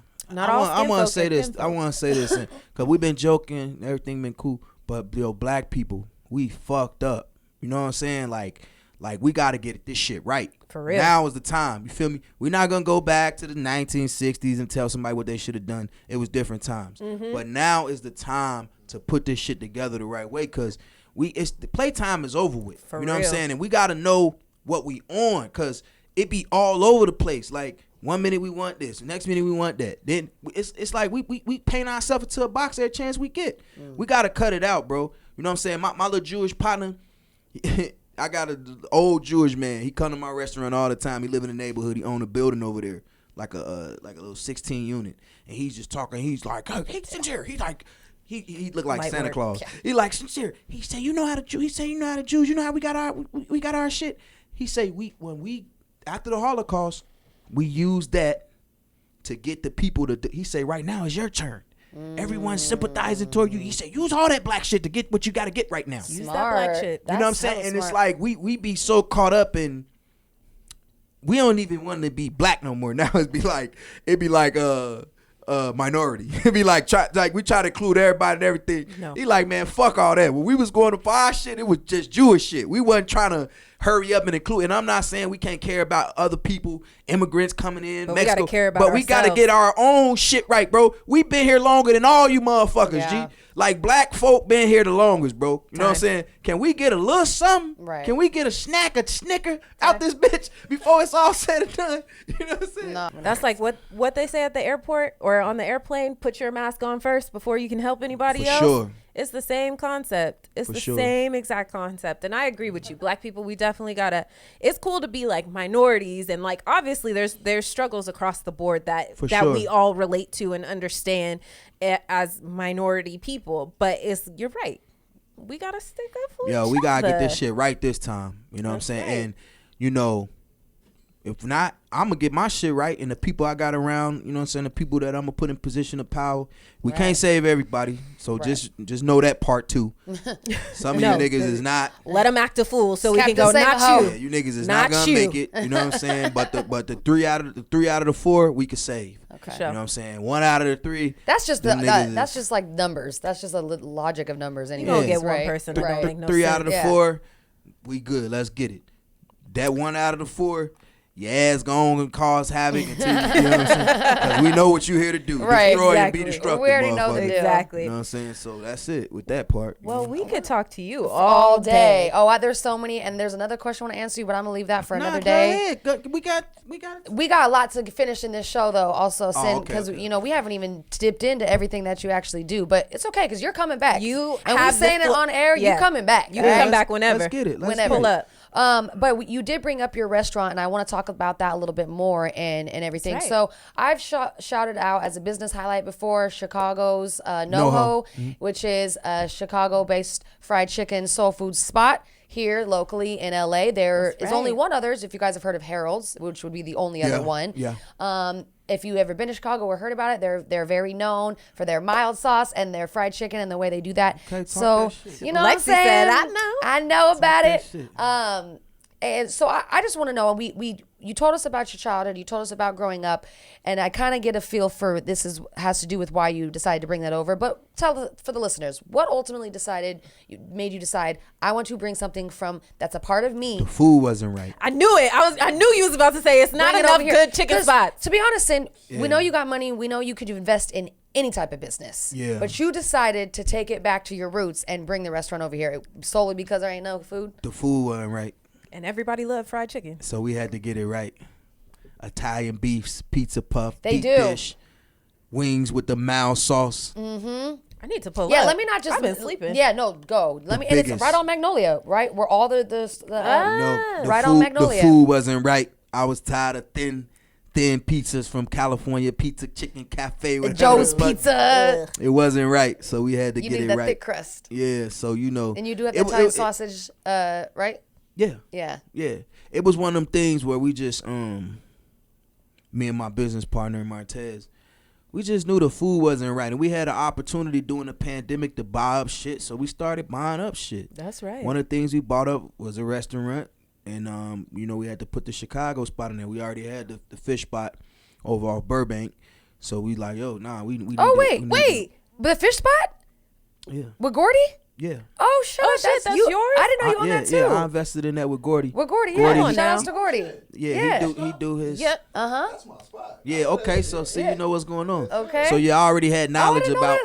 Knowledge because that's Gordy, he do the Gordy over there. He's the face of it. You know what I'm saying? Yeah. He that's does do the Gordy. His imagination, his idea, his concept, here's the money. Yeah. You know what I'm saying? So that's been around for years. Yes. So when we had the opportunity to do this. At least 3 or 4 years, right? Yeah. Yeah.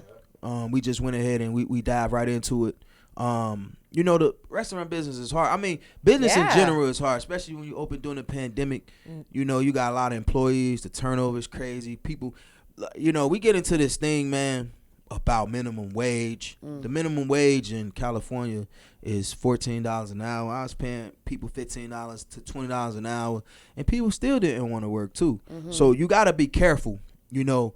And I want to say this too, because everybody don't got to be a boss. Right. Somebody got to work. Know your strengths. Somebody got to work. I say this all the time. I say that all the goddamn time. Yeah, because I think we got this misconception about it's not easy being a boss, bro. It costs.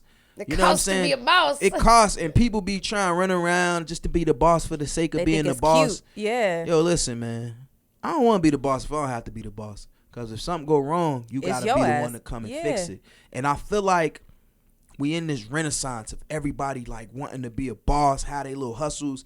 But it's like, bro, you got to crawl before you walk, B. You know what I'm saying? Like, don't just come out here. And that's the problem, too. It's oversaturated with bosses, especially here in Los Angeles. Oh, man. Come on everybody. So-called bosses. I'm so tired of these guys, man. That part. They don't want to learn nothing. They show up to the shirt shop, never made a shirt in their life. Telling you what to do. Telling you how to make a shirt. How that sound? Yo, bro, you looked online. Come on now. You ain't did nothing, bro. You don't have no real life experience. Okay. You never been through a thing, bro. You 21, bro. It's okay to learn. It's okay to have a mentor. So it reminds me of you remember that do-rag shop that was on Melrose? Yeah. The velvet do-rags? Yes. Yeah. They done? Yeah. Closed. But then it came out like how she was running the business, and like I'm not saying this to shit on her, but it's just like it goes to that point of like black woman. Protect black women. Don't say nothing about her. No. Yes, it is protect black women, but it's also like accountability and responsibility. Well, I'm gonna let and you say it. To the point of not everybody could be a boss, or if you are, like you got to know how to treat your employees and talk to 100%. people. Get a mentor. And pay people. Go to business school. Sign up for a course. Do something so you're doing things right. So then people can't go, that's just, it's ran like a black business. Because I hate that bullshit. That shit pisses me off so much. Like people want to denounce or like belittle black businesses sometimes, or like, you know, the customer service, something gonna be off because it's a black business. Yeah. That's not fair. Don't give them that ammo. Dot all your I's, cross all your T's. We don't have that problem. The problem be hiring black people in the first place because they don't be showing up to the interviews. You put your thing up on you know, these little job boards, job things and stuff. It don't really be a lot of black people responding to those ads. You know, so maybe they don't go to monster.com or whatever, you know what I'm saying? But Indeed and all those others. When I need a job, I'm looking everywhere. So I don't know what you're doing. Sometimes, at least that's my experience with the during the pandemic, especially. You know, I think people got comfortable with being on unemployment or I was gonna say is the EDD and PP. It was the acronym phase of of getting money. Now the money ran out. They robbing everybody. Exactly, and that was part of the. I mean, we talked about this in a couple episodes back. That was a part of the problem. You give them, you know, $20,000, $25,000, $30,000 right up front. Those people that work in those places make that in 1 year. For sure. You make that in 1 year. So you going to give me that up front and think I know what to do with it. And then you want me when it's done to go back to flipping burgers for $14.50 Gucci line was an around hour? the corner on Rodeo. You couldn't get in the Louis store. No. Dog, I live right next to the mall. I'm not going back to flipping burgers when I just did all this. I'm robbing motherfuckers. I live right to try to maintain that lifestyle. They turned this shit to Gotham Mall, bro. They did. And when I tell you during the pandemic, the line for Louis V was like, God damn, they giving shit away for free. Like it was Zara. I was like, hold up, how all these motherfuckers got money for Louis V bags? Because I got money and I'm not even going to fucking Louis V. This is what you want to spend it on? Doing all that goofy shit. Like, buy you a camera and start making some goddamn content. Okay. Period. Look at her. Ding, come through. Okay. But also, speaking of camera, Sin, you also are heavy in music. Let's talk about your music career now. Yeah. I know you're putting a lot into that. Yeah, I came to LA doing music. That was my first thing, you know. Everybody think they gonna be the next Kanye or something. That's right. You know, that was my thing. Coming through here, doing the music, and then I had to make some money, so that's how I got into the party stuff. But I still drop when I want. You know, now for me, it's not about like I'm trying to be Drake or somebody like this huge star. I'm better than you niggas. So I just put out music when I feel like it. Right. You know, that's just it. And I'm not looking for validation from anything. If something catch, I done had summers where I had records that just rocked the summer. You know, they went. Yeah. And then shit, summers where the shit don't stick. You feel me? This summer I'm dropping again. We'll see what happens, but I'm not. When can we expect it? I'm putting it together now. Okay. Put an EP out. I did the last time I dropped was 3 years ago. The Greatest Show on Earth. I'm gonna put out the part 2. All right. Okay. It's time. 3 years. Yeah, you know, and like I said, I be going through it because sometimes I be like, because I have a label, so I have artists signed to me. So it be moments I be like, yo, nah, I'm just gonna focus on King Show. That's right. So it's like I'm gonna just focus on my artists, but then you might sign somebody. Yo, these young kids be losing their mind. Everybody be going through it, bro. It be like different issues we wasn't confronted with when we were children. So we gotta like. I'm figuring out new shit people be dealing with. Like the drugs and all. I don't do this stuff. So everybody want to be on the drugs. They made one hot song, they was on drugs. Now they got to do drugs every time. Every time they do a song. Oh, that's real. You dealing with identity, a lot of identity issues too. Yes, for real. Crisis. That I'm learning about. They don't know who they are. Because they're putting up this front on social media. And they buy into that. Even their sexuality too. A lot of these kids are like confronted with different things about their sexuality and, you know, girls wanting girls or guys wanting guys. And there's nothing wrong with that if that's truly who you are. But if it's something that's you're confused about, you unsure, 1 minute you want to wear a dress, the next minute you denounce dresses. You a thug with a chopper under the dress. Like it's like we don't. I be trying to keep up with it. Like who is you today? Is she, her, him, or his? Or, you know, it's and this be these artists. They just, you know, I have artists I've been working with, amazing talent. And we're talking about this video he want to do. And he's like, yeah, man, like, I'm not going to be in the video. No, you know, I hate that. He's like, oh, my God. Listen, though. This is where he's like, there's going to be, like, this transgender kid. Like, I say, are you gay? You transgender? He's like, no, man, I love women. He's like, but I just want to, like, shine light on him. Like, bro, you know, it's enough people doing that. Like if it's not you, if it's not something specific to you, why are you? He like, cause I know it's gonna get. He know he's gonna get clicks. You pandering. He like, I know people going. Like, bro, do you care about artists like that? Don't last. You're not yourself. But I have to tell him this. You gotta coach him because it be other people in the room. Like, that's a great idea. Oh man, like. You should do that. The yes man. The yes man in the room. We talk about the yes man in the room. I'm not gonna say his name, but I go see a kid the other day. And he in the studio, the guy is amazing. All he needs is his music. And he's like, bro, like, I want to shoot these videos, but I need to have on like Gucci and I need to have on Louis. He's like, have this thing in his mind. I say, bro, the type of music you make, don't even have that type of. It don't add up. You know, you like a J. Cole. Like he put on a hoodie and go make this goddamn video. Bro, he had on some sweats and a sweat. I say, bro, I would shoot a video with you with that on. Okay, come on, K-Dot. Let's go. Like, but you don't even make that kind of music, bro. Like you said, it's the perception and like social media is such a mind fuck, especially for these kids. Like, it's different for us. And look, I'm gonna sound like an old person, aunties. But like, it's different for us because we didn't have we came into it later. We were older. We grew with it. Yeah. We literally grew with it. We didn't grow with the instant. Right. They're getting introduced with the instant gratification, the instant validation. We grew with it and seen it transform. So we don't have the same effect as them. Yeah. If they don't get that instant validation online, they're a fucking loser. That's what they think. Oh my gosh, I suck. Bro, I need to do that works for her or him. I need to do that. Going through it. No, you need to be yourself. Then after I told him, authenticity wins. After I told him, I had a heart to heart with him. I said, yo, you don't need that. I'm telling you, you know, I talked to him for an hour in the car. I say, bro, trust me, you're gonna be the biggest artist on earth, bro. Don't get caught up in it. He like, yeah, bro, you right. I leave. 10 minutes later, he like, bro, can you send me $400 to get some? I say, God damn. I just told you, you don't. Our conversation went through I get wanting to get the Gucci. I can get wanting to be fresh, but like you don't need a label to have style. I think that's what a lot of people miss. You don't need a label to have style. You don't need to have Balenciaga to have style. Like you could.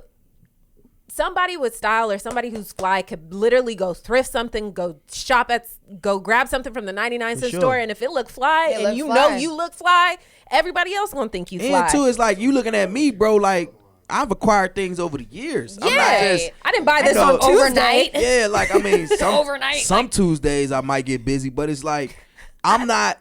That ain't even my flavor. Like you know what I'm saying? I might have, you know, the kicks might be what they be.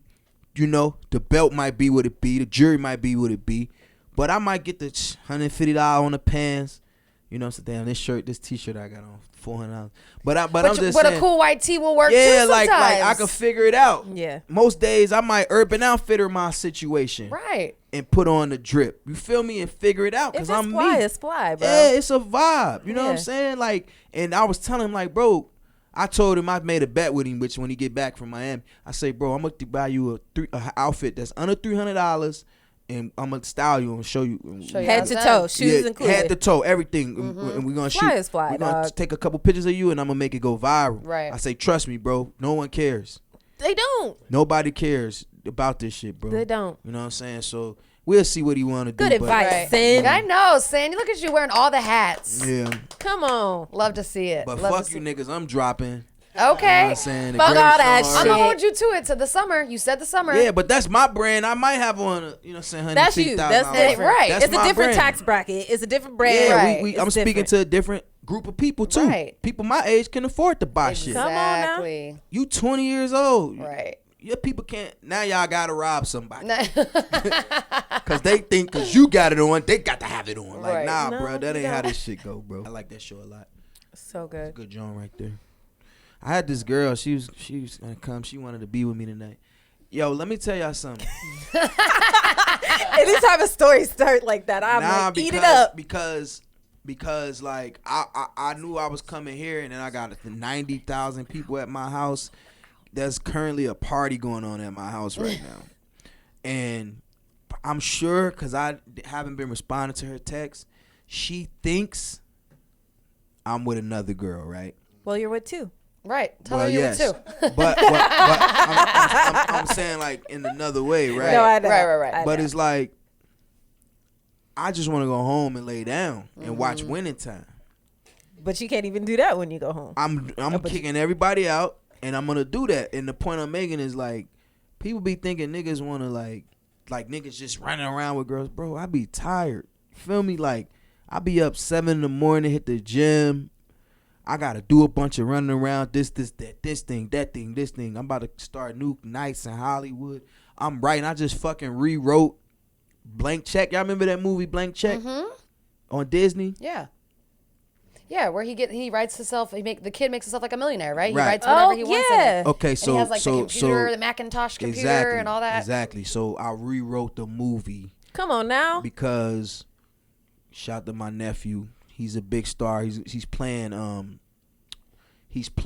Creed, Michael B. Jordan, and Creed 3. So it's like the flashback. He's the younger version. The younger version of Michael B. Jordan, and he just got a 3-movie deal with Disney. He already did one called Safety, and they've been sending him scripts. He hate the scripts. They sent him Blank Check. He hated it. I said I love that movie when I was a kid. Right. Yeah. Let me see if I can rewrite it, update it for now. They make it actually sound like a black person? Well, yeah, like a 14-year-old kid. What will he do? Yeah. Right. So we made that movie. So that we trying to. Lit. So Disney, when y'all get this script, I need the chicken. Okay, bro. That's different. That's a different bag. That Disney bag. Woo. Yeah, we don't want nothing, man. We just want like $500 million. It's light. Nothing crazy. You know, we're gonna start his writer's room. You know, so he could get busy because they want to give. You know, they gave Marseille all that money. Yes, they did. And I love Marseille. So she could be a producer. Okay, let my boy do his thing. Yeah. Facts. You know, we'll take like $500 million. That's it, man. No biggie. They gonna make it back. They got to pay me. They gonna make it. I got to get paid. Bro. I'm worth at least $1.5 million. Okay. That's right. At minimum. That's right. Blank check. Write it out. But yeah, during the so when I was in school, I used to love writing, and being a songwriter. So I started out writing. You know how you get an assignment in school? Mm-hmm. Like write a story about something. Yeah. I was a kid, come back with 100 pages. Just writing. Just write, like a whole thing. I would just create these little worlds, and so it was like a passion of mine. Then I started writing music. So I always was writing, storytelling, and then during the pandemic, for some reason I'm just in the house like everybody else for months at a time, and boom, it kicked back in. Mm-hmm. So I had an idea about a TV show I wanted to do. I started writing it, and then I had another idea. I started writing it. And I had a movie I started writing it. So one of the shows I'm doing is called Made in Hollywood. Okay. And it's about me. All right. And it starts off at the moment when the first day I'm homeless. And it's a story about how I became one of the biggest promoters in Hollywood. Right. So I'd watch it. It's this promoter world going on, which is everything, right? So this is the thing about being a promoter in Hollywood. You meet everybody. Mm-hmm. Everybody. On the way up, you meet them on the way up, and you meet everybody on the way down. That's right. So the world that I'm in, it's not just about me. It's about everyone who comes to Hollywood to try to get made. But it's centered around the nightclub and the promoter. Got it. So, for example, when I met you could be that's a whole episode. Right. Come on, Lexi, get written into the show. Real talk. You meet somebody and then... Love to see it. The actor, the ball player, the Scarlet. That's right. Let's use that word. The model. The model, the hustler, the gang member, the aspiring rapper. They all go and party. They all go to the nightclub. Yep. Mm-hmm. And me being Sincere Show, I had access to all those people. So it's centered around me, but it's telling the story of everybody trying to get busy in Hollywood. I would watch it. I love that. Oh, yeah. I love that. They love it. It's a real story, man. They love it. So, like I say, it started with me, and it's just like, I'm fucked up. You know what I'm saying? I'm living out my car. Down bad. I'm down bad. And then I kind of fall into throwing parties. Like, by just like, damn, I could make money doing, You didn't even do this back in Chicago.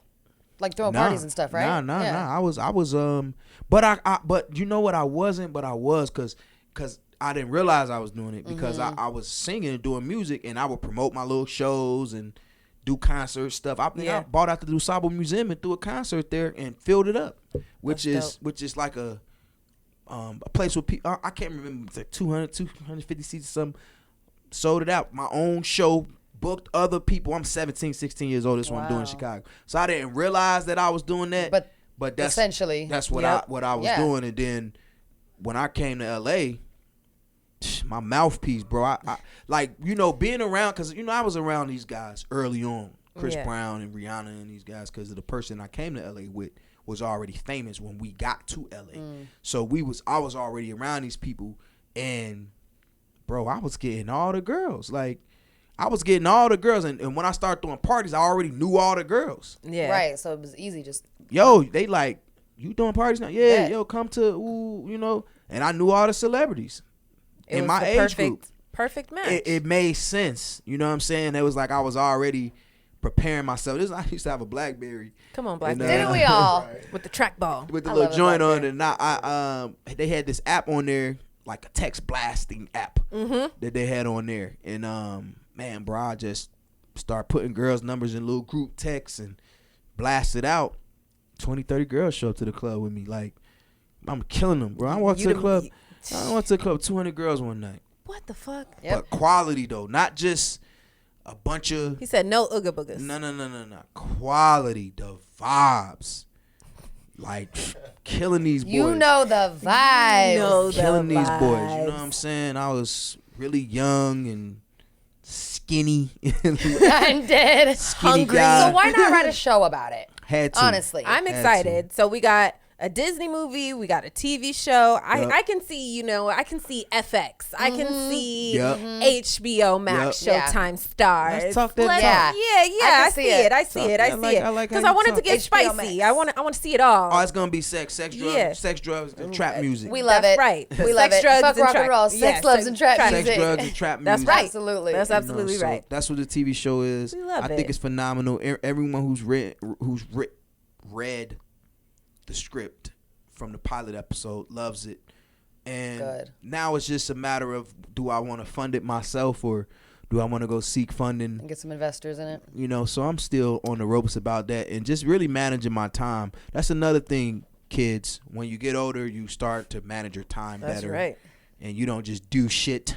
Because when you're young, you're like, yeah, whatever. I'm going to do 17,000 things. You just drop everything to fucking go on a vacation. Yeah. It's like, nah, nigga, I got shit to do. I've been working hard. I need a vacation. Yeah, right. So nothing got done. Managing your time is definitely like a 30-year-old man thing, 30-year-old woman thing. Yeah, like, sure. Just Like it's, and if you can tap into that when you're young, listen up, Josh. If you can tap into this when you're young, you got the game, bro. You got the fucking game. Yep. Take your L's while you're young, because that way you know when you're. Just listen to the mentor. If he's telling you get your timing right, get your fucking timing right, bro. Facts. Time management. Let's you know what I mean? That's fact. Let's get it. So what type of shows you been watching lately? I've been watching that. It's Winning Time. Okay. For sure. Great. I love that show, man. Like, but who knew Mr. Bust was such a womanizer? That's well. See. I mean, we weren't alive, so obviously we didn't. Dr. Bust, right? Put some respect. Was an innovator. Yes, he was. Like, I love the show. Still a womanizer. I love the show because of him, though, because he was relentless. Yes, he was. About what he wanted to do.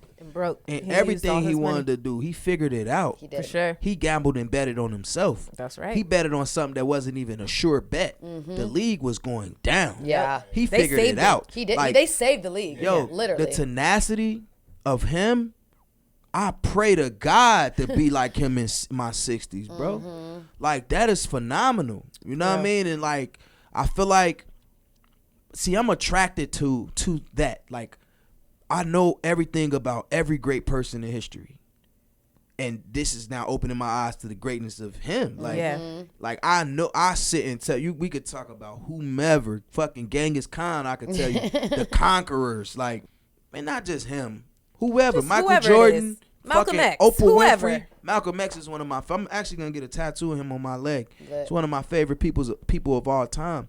It's like, what makes a person so driven toward one specific thing in a specific time and space? Like, it's crazy to me. And I just sit and just study and learn and be like, how did they fucking do it, bro? Right. You know what I'm saying? Like, so that's me. I mean, I'm a studier. I'm a learner. Like, I want to know, especially greatness, and that's why I love that TV show, because Dr. Bust is definitely, they did a great job. Great show. Yeah, the way they're shooting it, like the story, all of it, great job. Yeah, quality actors, great job. No, great job. It's a good show. Anything else? Yeah, he was a little older. I've been watching that. Or movies. I watch Seinfeld a lot. Yeah, great quality sitcom TV. Yeah, I actually just finished the last episode too. Have you ever watched it all the way through until now, or is this your first time? Like, well, I used to watch little pieces of it, right? But now I just as a kid though. Yeah, because when I first started watching, it was already in like season 7 or something. Yeah.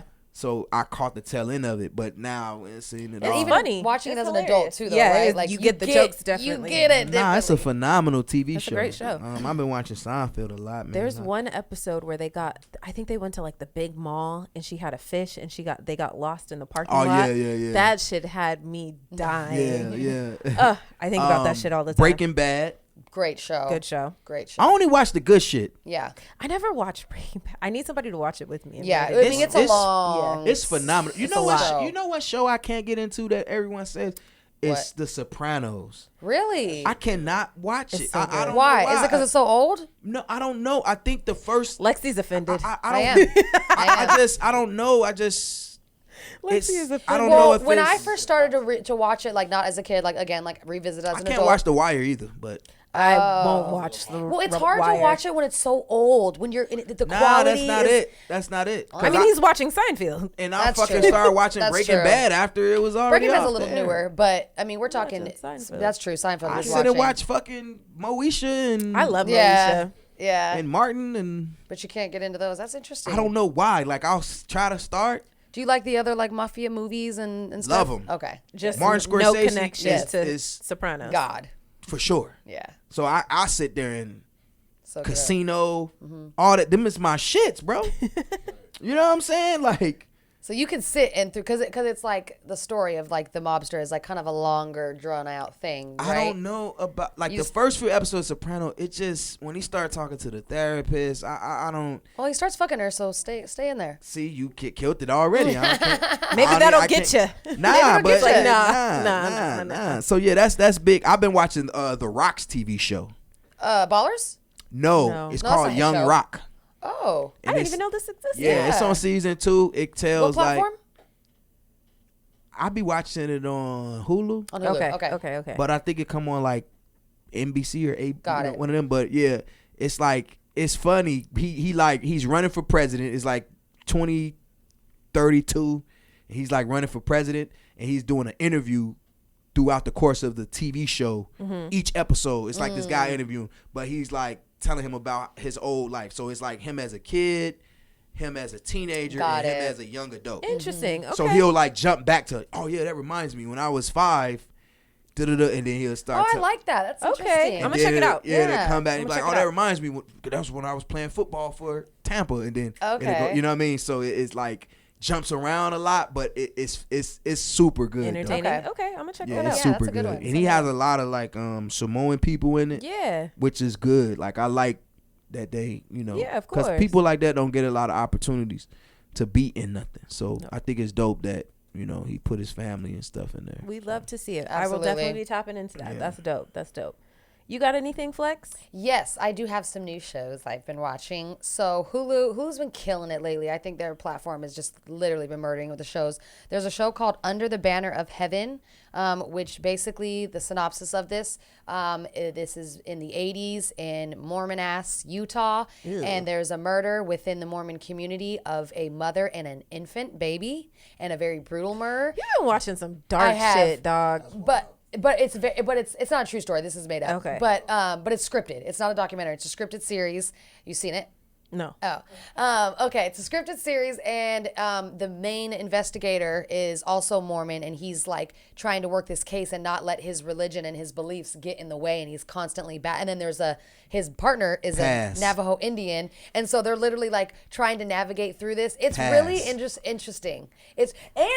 I'm learning so much about the Mormon religion. Yeah. Mormonism is low key like a cult, bro. It is. Low key, high key. High key. I don't want to offend nobody because I do know some Mormon people, but who knows Mormon people? I know a few Mormon My brother people. went to school in southern Utah, so for college. Nah, that's crazy. No, I know. But and it's I know like Samoans that are like Mormon, and it's mind blowing. It's not uncommon for Samoan or like people to be Pacific Islander, right? Maybe that's the correct to be term. Mormon. Yes. I don't know how they find their way to Utah, but they do. It's an interesting story. No okay? way. I don't know. Pass. But out of all you pass liberal California to go to Mormon-ass Utah. Shit. What type of sense does that missions. No, because Mormons go on missions and they do that shit. Yeah, they do all that shit. So what else you been watching? Because you're not into that. Oh, I don't watch that. Last episode, she was telling me about the killer clown Gacy. And shit. I was like, girl, I have. Well, see now, John Wayne Gacy. I'm gonna watch that, but because when we was kids, our parents used to scare us with that. Because that was the Midwest. He was in Illinois. John Wayne Gacy gonna get you. Like, that's different. Yeah, y'all tripping. We had Tommy the Clown out here. We was just crumping with our clown. You ain't have to worry about that. You from LA? Okay. What you a Crip or a Blood? Oh, well, you know what? We're not going to talk about the family's affiliations on air. She rolling. Okay. All right. Oh, man. Anyway, you see what color this couch is. Okay. Oh, man. You see it. She came to play. Look here, but no. Anyway. So what have I been watching? Oh, I watched the Abercrombie and Fitch documentary. Oh, I heard it was great. I watched that too. Was it good? I mean, it's everything we already knew with a little extra sprinkle on top. Okay. Yeah, the homosexuality is what we knew, but they didn't. They went in depth. They made sure we knew. The only thing that I was like, damn, y'all really could have. We spent all this time talking about the perfume coming through the vents and shit, when we really should have been talking about like how this man is friends with what's the dude? Epstein and Ghislaine and all these other people. Like that's what we really needed to be talking about. But we weren't. What you think about Epstein? You know, creep, pedophile. He was killed because he knew too many powerful people who dabbled in the children. And So if that's him, who are the people that are currently in power? Are they still? Oh yeah, all of these is weirdos. That list that's supposedly involved is quite shocking. So you like part of the deep state? Am I? Look, when it comes to famous people and all that shit, and the longer they've been famous or rich or wealthy, shit starts to get deep and weird and disgusting. You know, some of our favorites are on that list. Talk that shit. Your favorites are on that list, husband and wife. Yes, the Carters are on the list. You know that. You know it, Sin. Which list? The people that have been involved with Epstein, who have been flown who have been flown out to his residence and have been involved with him.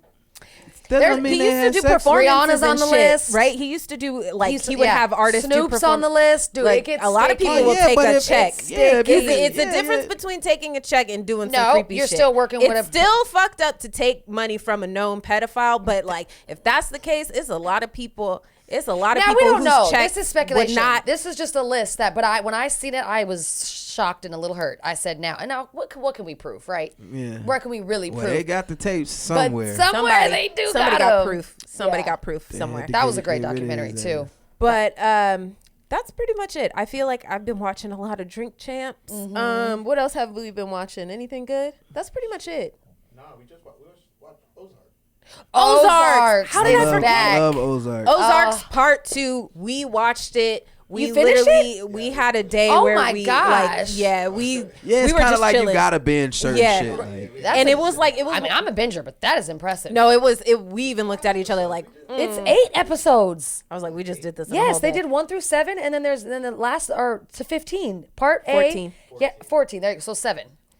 I mean, look. Mm-hmm. Well, the point is, don't judge me. Don't judge me. I did I'm it. still on season 3, I think, too. So catch up. Okay, catch up. The ending. I'm not gonna spoil it. No, don't even say nothing, bro. The ending was the ending. Wendy's a cunt. That's all I'm gonna say. Wendy. That's what I was gonna say. So the entire time I'm watching it. Yeah, it's like, No. I'm not. We know. You don't think Wendy's a cunt right now in season 3? Yes. This is when she starts showing her ass. There you go. Yeah. That's when she really starts showing her ass. But all this season, part 2, all I kept saying was, fuck Wendy. I fucking hate Wendy. Yeah. Fuck Wendy. Wendy's a goddamn bitch. Like, bro, Wendy's a fucking crazy bitch. She and Ray was like, ruins damn, everything. you said that every 5 minutes. Why do like, we I keep can't. talking about what's happening? I'm not telling you nothing. This is I'm not telling you nothing. So we're gonna finish it because I only watched 1 episode of part 2. It's great. So I have to also catch up. I gotta get through part 3. Like You got a long way to go, Season my brother. 3, brother. Yeah, season 3. Like, You got a long way to go, my brother. But don't I worry. think I only watched like 2 episodes of season 3 because I enjoy the I ride. be getting tired of shit. I'm like, I feel it. Just give me the rest of it, bro, so I Right. can just binge watch and get over it. Like all that waiting 6 months. I feel cool, that. bro. I do that too. I'll wait. So I be getting tired of enjoy shit. it. That's why, like, even my shit is Snowfall too. Okay, I was gonna say we finished it. We talked about it. You like Snowfall a lot too. I love Snowfall. 10 out of 10. how do you feel about? Well, this season was a little weak because it get janky. Like they run out of shit and they start. They just start doing anything. Yeah, like how with the tiger. Yeah. lion, that episode, I was like, you could have left that on the cutting room like, floor. what does that have to do with anything? Just Nothing. Like what does what? that have to do with anything? I was There good. probably is a man in LA like that. I though. was good with that episode up until that point. Like you had to get out, you lost your money, you trying to get out of the city, but the tiger, was I was like, this like- is dumb. What does this have to dumb. do with anything? I know Dumb. nothing. This is not is a Florida. show I think they about were selling proving, dope. I don't think know that, what's going yeah, on. Like, I think the significance of that scene, I think, is to open up Gustavo's eyes to how real Franklin was and vice versa. Like No, they had that's each what I'm other's saying. back. I'm fine with everything up until the tiger. bro, he been knowing a nigga since he was like 16 years old. Right, Like but if he don't know he a real nigga by now. but Gustavo's loyalty has always been to Teddy. I Teddy. think that was the first defining And Teddy moment. did him wrong. And Teddy nigga, fucked him over yeah, and left him. But they could have did that, showing Teddy did what he did with that after the phone I call. agree. We didn't need the tiger. Once bro called bro on the phone, and once his wife showed him like, yo, these niggas been listening in on us. Yeah. And Franklin called him like, yo, woo woo. Yeah. And then he went to get that bread and whoop-de-woo. Okay, nigga, Right. you know who you with. Yeah. You ain't need to be in a tiger cage Fuck. That was so dumb. for that So shit. dumb. So dumb. yeah. So dumb. So dumb. Other than that, I've watched Harry Potter. So let's just go ahead and take it on. Let's move it forward. The Half-Blood Prince. Okay. I just finished that and I was loving it. I'm a full-blooded nerd and I don't give a fuck about it. I absolutely enjoyed it. I absolutely Shout out to my enjoyed 8th grade teacher, Miss Green. She made me read. You remember all your teachers' names. I wish I had that. The ones who changed my life. I only Miss remember Green. Miss Green. Let me just say this, because she was a white lady, but she was like a hippie. We love those. And she would do shit with me. She would take like us, and she'd be like, let's go lay in the grass and look at the sky. Oh yeah. Okay. Right. Totally hippie. And we would do that, but she would be like getting our imagination to think different. Yeah. Love it. Especially shout where y'all was. You needed shout out to Miss Green, bro. I wonder whatever happened. Her husband was cool as shit too, bro. I hope there's cool white people. No, for sure. All 25 of y'all. Nah, for sure. Miss Green. Nah, I'm kidding. It's a joke. Now you didn't have to push. I know Miss Green. If Miss Green is somewhere right now, probably working the fucking Bernie Sanders campaign. Right. Because she was very much like, socialism. We need to, like all black people reparations. Like, that's right. For sure. That's right, Miss true. Green. Give me my 40 acres and a mule. Okay, she Miss wanted Green. to make sure we got ours. I know that's right. That's right. Okay. It's different. It's different. Yeah, man. Oh man, good shit. Well, I want to go ahead and move this onto our music segment. Yeah, let's do that. And finish out the show. Because like we said, we could keep going with Sin and you Forever. have to come back. Part 2 coming soon. Absolutely. Right. But this is one of our favorite segments. This is our opportunity to share what we've all been listening to, have our amazing guests share what they've been listening to and put us on to some shit maybe. Yeah. And we all going to drop a song tonight to go to our playlist, which is Heat Seekers, a Come Through Pod playlist. All platforms you can find it on Apple, on Spotify, on Tidal. So it's a really good eclectic music taste. So we want to add some music. I told you earlier you're going to have to drop a song. We would love it if you dropped your own. Maybe we could even play it. But don't feel like we twisting your arm. You know. Oh, my arm is untwistable. That's right. Okay. So, or first, before you drop the song, Sin, what have you been vibing with lately? Like, any projects you want to, just shout out, like, or any songs or anything? New, old, whatever. Mm-hmm. Yeah, my playlist is pretty old, but the newest. I mean, obviously, I just downloaded the Future and the Durk. That's right. I've been listening, but that Kanye, the last album. I haven't been able to hear it because it's only on his Donda. streaming. No, Donda. not Donda. Okay. Donda 1. Okay. Phenomenal. Yeah. Best album of last year. I don't know. I'm not sure how the kid won the Grammy. That one. If Donda was up too. Who did win the Grammy? Yeah, the black guy from the little TV show, the little late night talk show. Album of the year. What? No. Oh, for a rap album of the year? No. Album of the year. That guy. Who? I don't even Google know. it, Lexi. No one knows this guy. He's on Stephen Colbert's show. He's like the musical person. Got it. On there, but he put an album out, which I heard one song. It's all right, but I don't know if it's album of the year over Kanye. No, that was John Baptiste's. Yeah, John Baptiste's. That guy. Okay. So he's doing his thing. It's about the people who vote.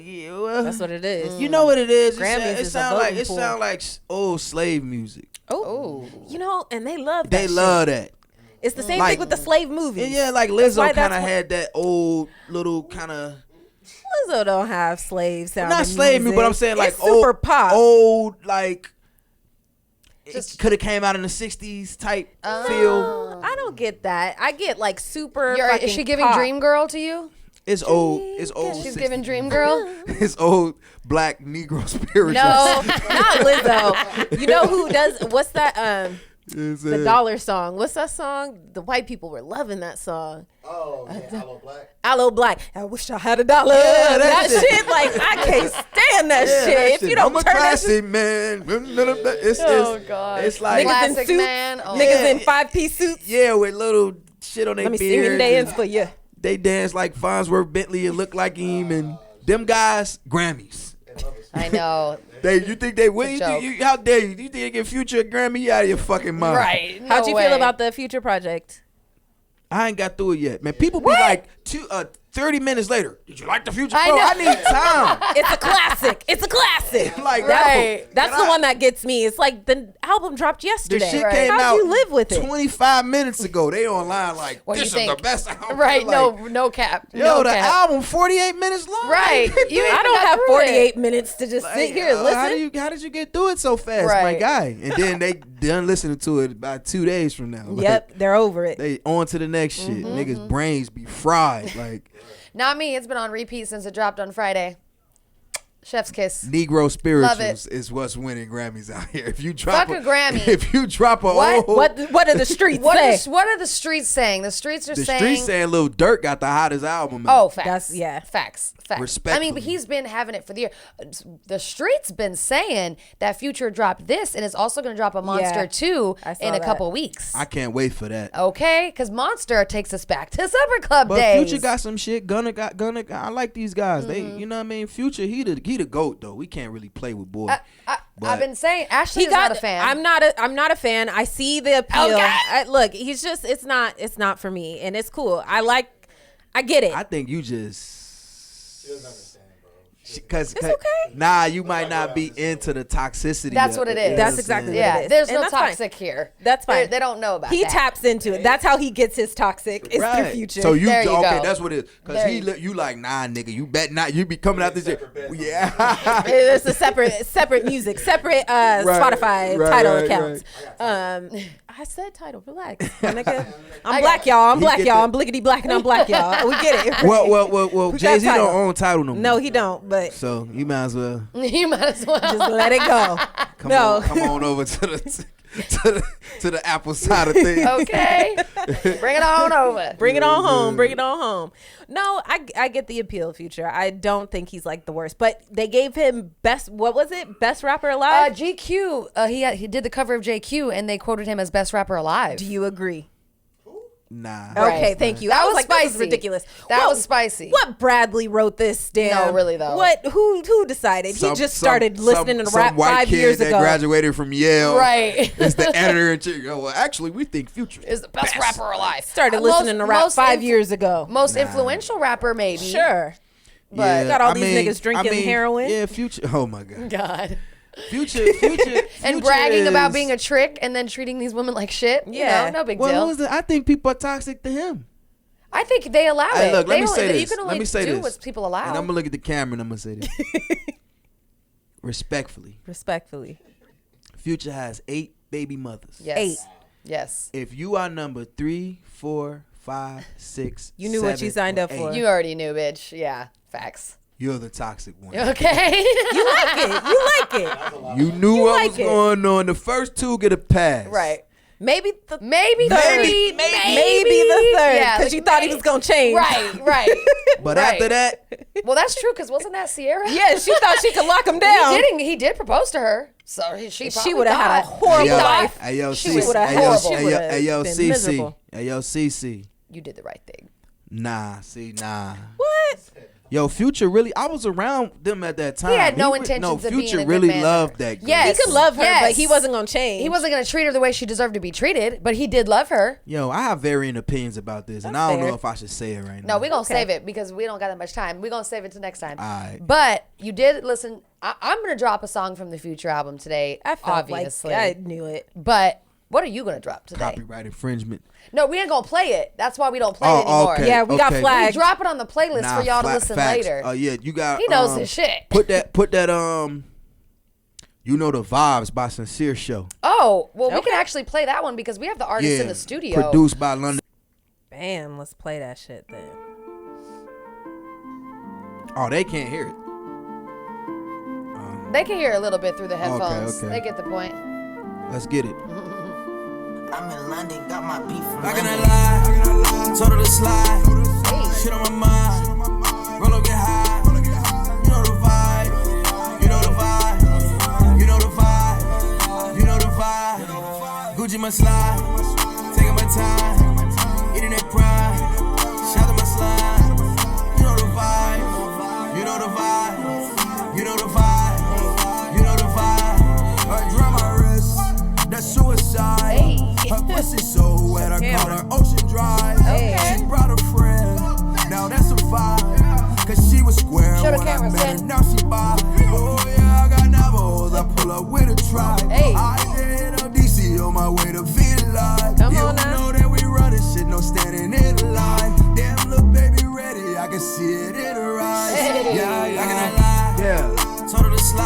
the slide. Shit on my mind. Shit on my mind. Roll up, get high. Roll up, get high. You know the vibe. Okay, Yeah, Sid. You know the vibe. Yeah, You yeah. know the Hey. vibe. Yeah, You yeah. know the vibe. Yeah. Gucci my slide.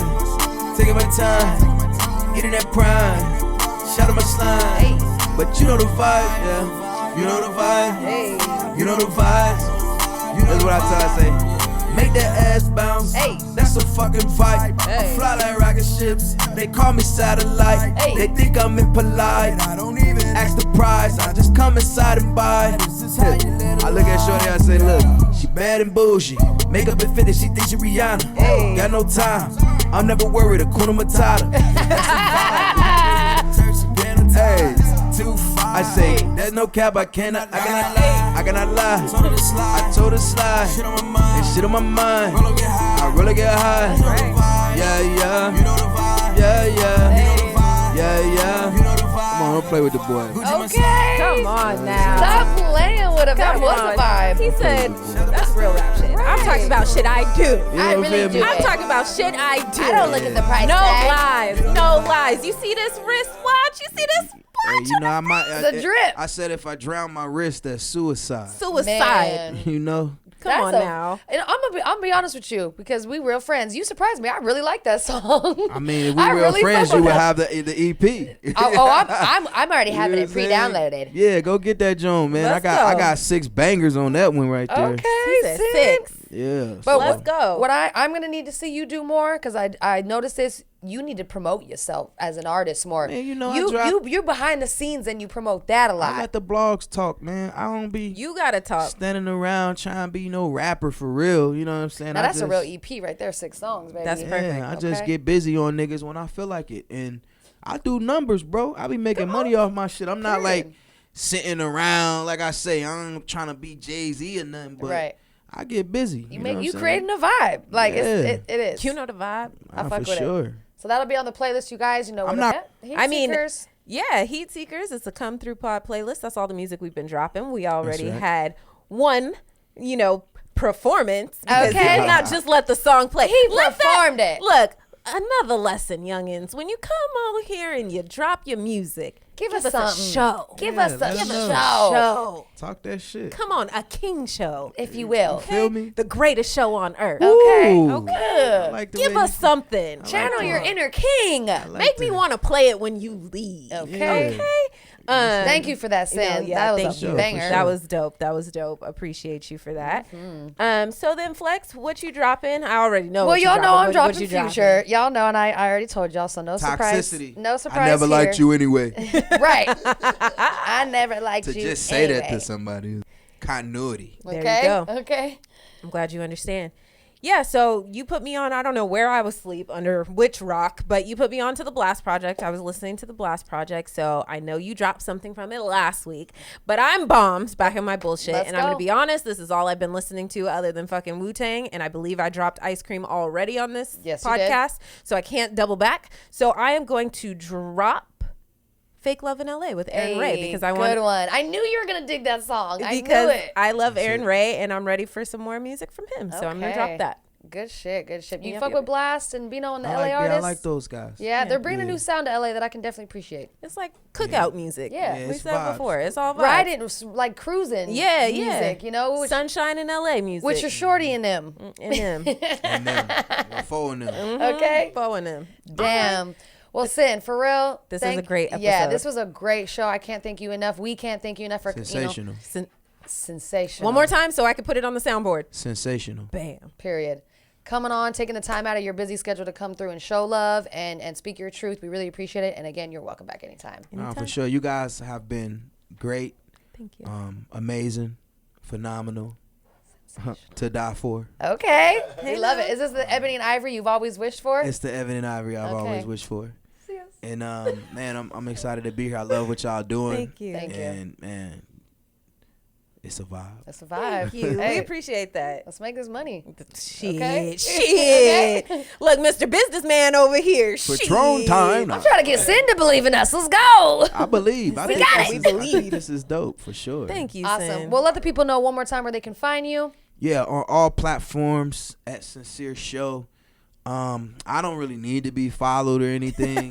But can you go stream those videos on YouTube? Yeah, just when you see me, just know, man, I'm that boy. That's real right. life. That man. The internet is cool, but in real life, I'm really him. So I know that's right. Come on now, couldn't guy. have said it better. Okay. that's All right. right. We appreciate you, sir, for coming through one time. Thank you. My mom told me smile more. Is this for you? There you go. Aw, shout out to Mama. That's right. You do got a nice smile. Make sure you need to smile more. Yeah. Thank you. All right, episode 122 in the motherfucking In the books, books. dog. We absolutely love to be here. Make sure if you are listening to us on whatever streaming platform, you go ahead and rate us, like us, and subscribe. And of course, tap into the newer YouTube channel and make sure you subscribe and like there as well. Yes, please. You guys know the deal. All links will be in the description below as well. That's right. All right. Well, thank you guys. Another episode. It's been real as fuck. Your girl Flex Luther. Big Flex. Signing out of this bitch with my A1, my day one, Ashley J. It's me, Ashley J. Y'all know I ask one thing and one thing only, friends, that you put some respect on my motherfucking name, dog. Put some respect on it. Just Period. like that. And until next time, friends. I love it. Nope. Subscribe, like, share if you care. There you go. That's it right there. Hey. Tell your mama to come through. So get your ass in the car, come through. Peace, y'all. Bye, y'all.